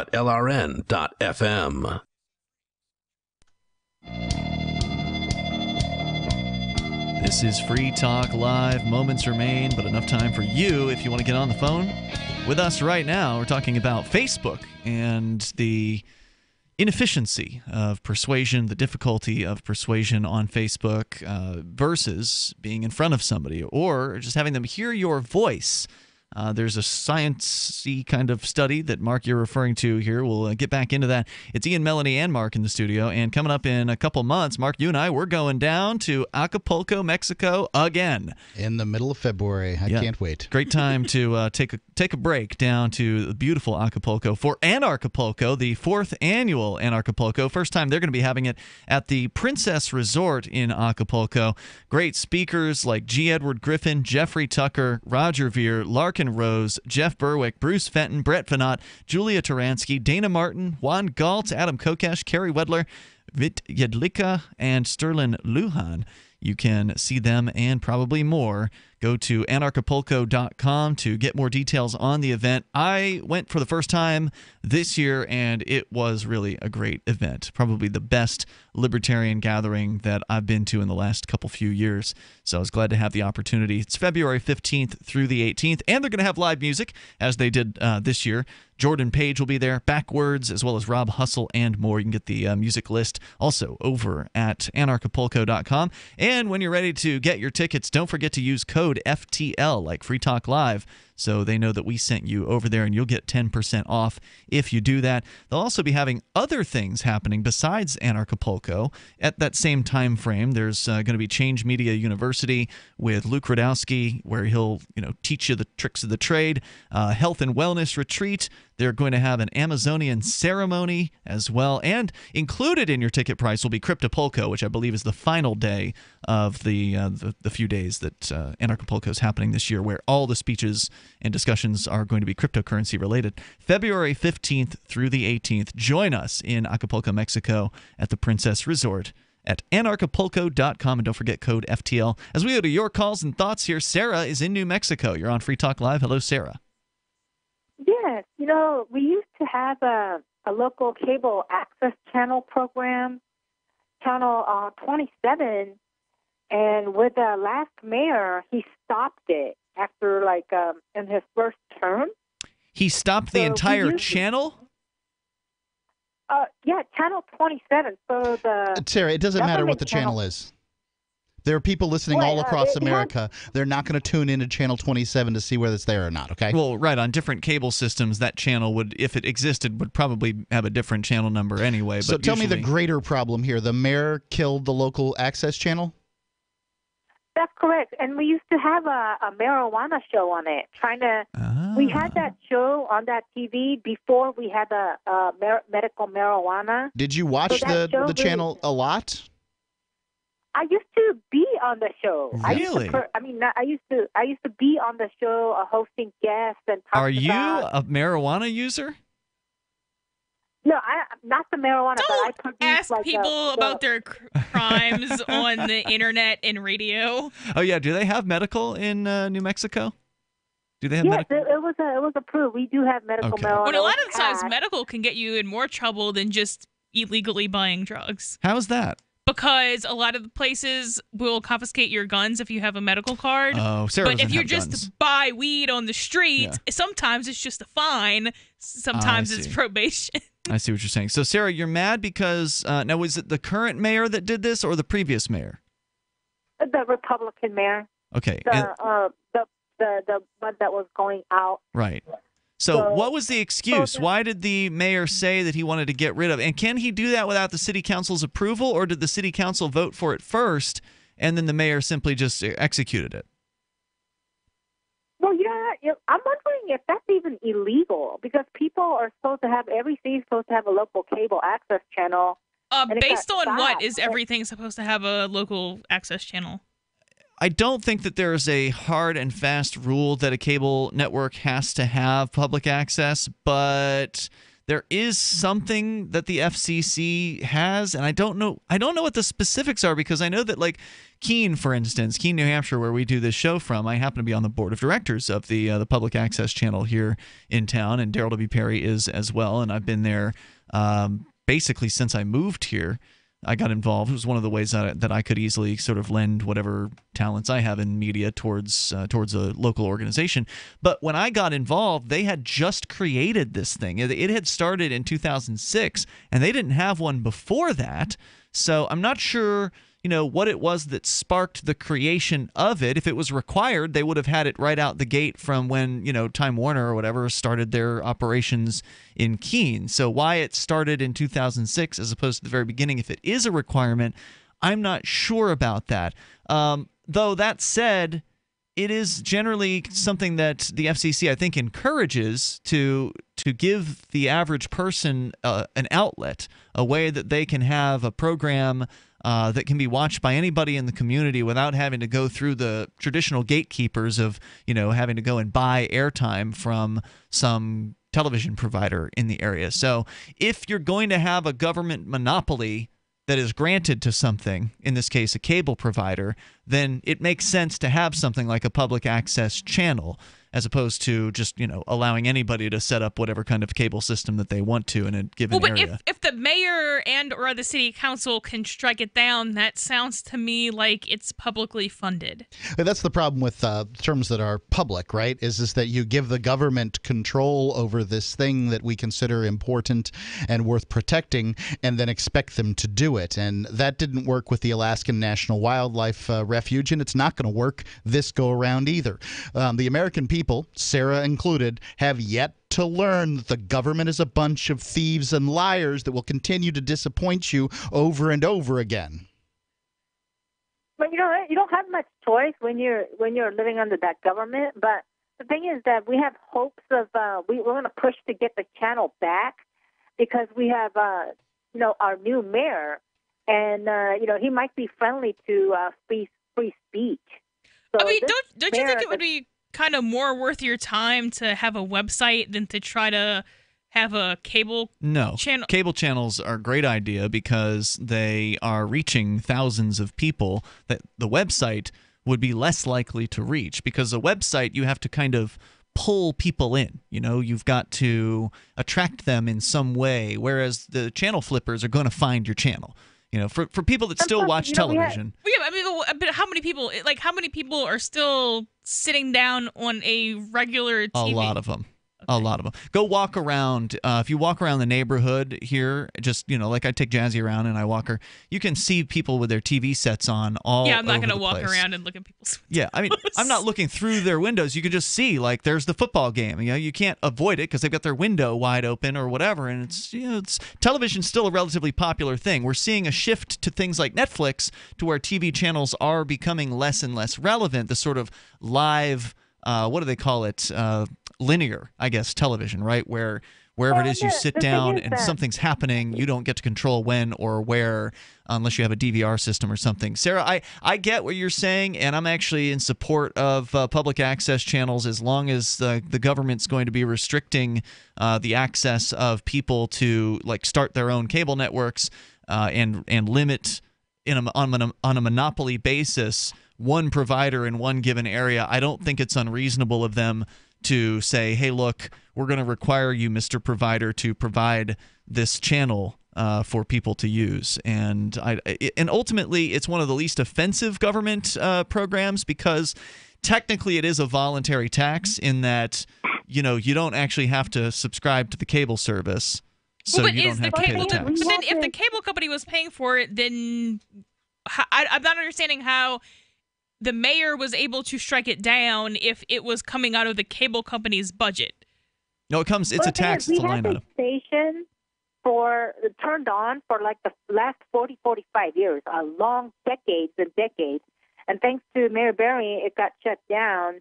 But it was only shut down for the last 6 years. So I have hope that we could get it turned back on. And I think something illegal has happened. You know what I mean? Yeah, I don't know how legal it is. Thank you, Sarah, for the call tonight. I do appreciate hearing from you. I also don't care how illegal it is. Yeah. So you're against public access? If the cable company has making the cable company have one is fundamentally different to me than the city paying for one. So the way it gets paid for, in at least the way it is around here, I presume it's similar in other places, is it's an item on the bill from the cable company. So it's basically a tax on the cable bill to subsidize this particular operation. But then the city has control over the cable bill for... The city doesn't have control over the cable bill or the rates, although in some cities they may restrict, what the cable companies can charge. Who knows? But ultimately, the city decides, and the cable channel, in sort of tandem with the city, decides what the rate is. So is it 2%? Is it 1%? Is it 3% that the cable subscribers will pay? Only the cable television subscribers pay. The cable modem people don't. We can talk more about it another night, but we're done for tonight. We'll see you tomorrow. freetalklive.com.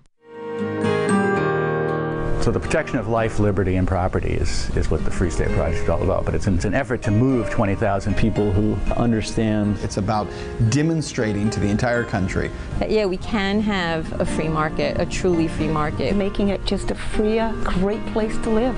It's the world's largest voluntarist libertarian community, and it's only getting bigger. That's amazing, to be able to move to a place where other people passionately believe in being free and independent. What the Free State Project is managing to do, though, is to put their money where their mouth is. It's physically getting up across the country and saying, let's go someplace and let's demonstrate the power of these ideas. There's a lot of kind of philosophy that surrounds liberty. There's a lot of thinking about it and talking about it. But here in New Hampshire, people are doing it.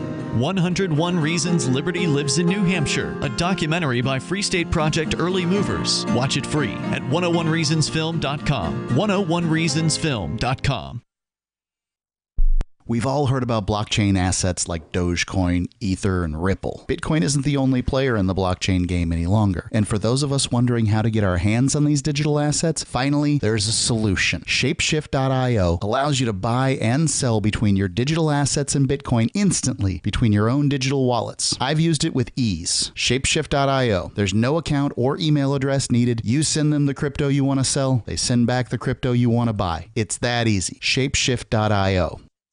So you've heard all 3 hours of the latest episode of Free Talk Live, and you're still hungry for liberty-oriented audio content? Did you know that we have another 24/7 audio stream at LRN.FM? The Liberty Radio Network airs the latest episodes of some of the best liberty-oriented podcasts on the internet around the clock. In addition to recorded content, you'll also hear live shows like Free Talk Live, originating from our Keene, New Hampshire studio. So listen anytime at LRN.FM. That's LRN.FM. The latest episode of Declare Your Independence is next, after the news, here on the Liberty Radio Network, LRN.FM. From Keene in the Shire, the Liberty Media capital of the world, this is Daryl W. Perry, host of FPP Radio News for Monday, December 11th, 2017. Silver is trading at $15.85 per ounce. Gold is valued at $1,250 per ounce. Bitcoin is trading at 9.3 cents, and the average price of Bitcoin is $16,553.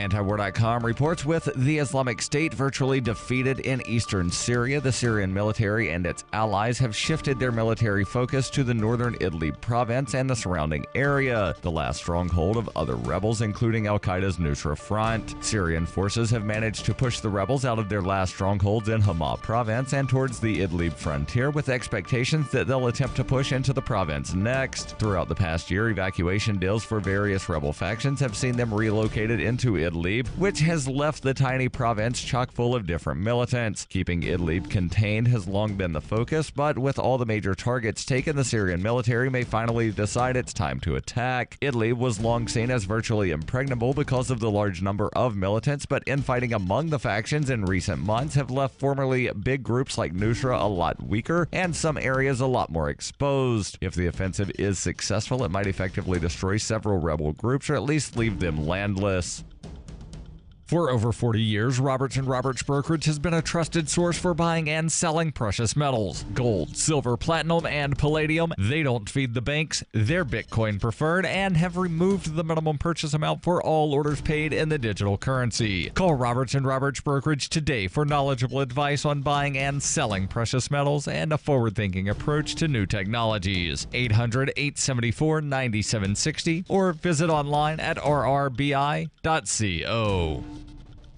UPI reports just months after same-sex couples in Bermuda were allowed to marry under a Supreme Court ruling, the island's government reimposed a ban under a new law. Parliament member Lawrence Scott said the Domestic Partnership Act of 2017 helps the LGBTQ community by giving same-sex couples benefits it has been asking for, while keeping traditionalists happy because it doesn't change the traditional definition of marriage. The Royal Gazette reported Scott said, as it stands now, they can have the name marriage but without the benefits. But after the bill passes, they have the benefits, just not the name marriage. The benefits are what they really want. The bill passed Bermuda's parliament 24-10. According to Pink News, Bermuda became the first country to re-ban same-sex marriage. Shadow Economic Development Minister Grant Gibbons, who voted against the bill, said it marked a step backwards for Bermuda. Gibbons said, "This is a human rights issue. We're taking away marriage equality rights from the LGBTQ community." In 2016, 69% of voters rejected a referendum to approve same-sex marriage in Bermuda, but less than 50% of eligible voters cast a ballot, making the vote invalid. But in May, Winston Godwin of Bermuda and his Canadian fiancée, Greg DeRoche, won a legal battle in Bermuda Supreme Court to allow same-sex marriages to take place in the country. That paved the way for same-sex marriage until the vote on Friday. Those already married prior to the vote on Friday will not be affected by the new law.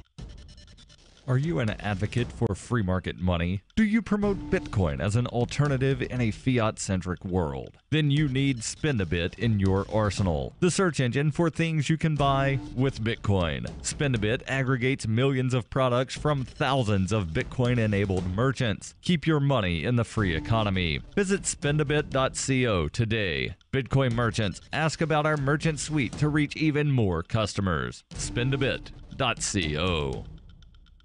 Reuters reports a massive California wildfire that has already destroyed nearly 800 structures, scorched another 56,000 acres on Sunday, making it the fifth largest such blaze in recorded state history as it ran towards picturesque coastal communities. But as darkness fell, fire officials said that with the hot, dry Santa Ana winds not as fierce as expected, crews had been successful in building some fire lines between the flames and the towns of Montecito and Carpinteria. The Thomas Fire, the worst of 6 major blazes in Southern California in the last week, and already the fifth largest in state history since 1932, has blackened 230,000 acres, more than the entire area of New York City. It has destroyed 790 houses, outbuildings, and other structures, and left 90,000 homes and businesses without power. The combination of Santa Ana winds and rugged terrain in the mountains that run through Santa Barbara and Ventura counties have hampered firefighting efforts, and officials said the Thomas Fire was only 10% contained Sunday evening, down from 15% earlier in the day on Sunday.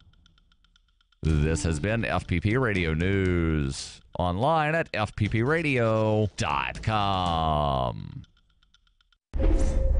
If you're just tuning in, a horrific accident. Dozens are dead and hundreds more injured after the Coors Light party train crashed in Pratt, Kansas. The train was barreling through a field on its way to liven up a boring, overheated barbecue when something went wrong. Partiers were thrown hundreds of feet from the train as the frost-powered locomotive careened through bystanders at its normal speed of over 27,000 miles per hour. Rescue crews are struggling to get close to the crash. The Rocky Mountain frost radiating from the downed silver bullet is flash freezing survivors' bodies as they try to escape the wreckage, and the OJ's hit song Love Train is looping at deafening levels. No word yet on the cause of the accident, but investigators are focusing now on the fact that the train weighs 400 million tons and was not on rails. Coors Light has released the following statement, quote, Coors Light regrets any loss of life caused by the Coors Light party train's raw, frosty power. Please continue to enjoy Coors Light. We'll have more on this story as it develops. This is the Onion News Network. And now, live from the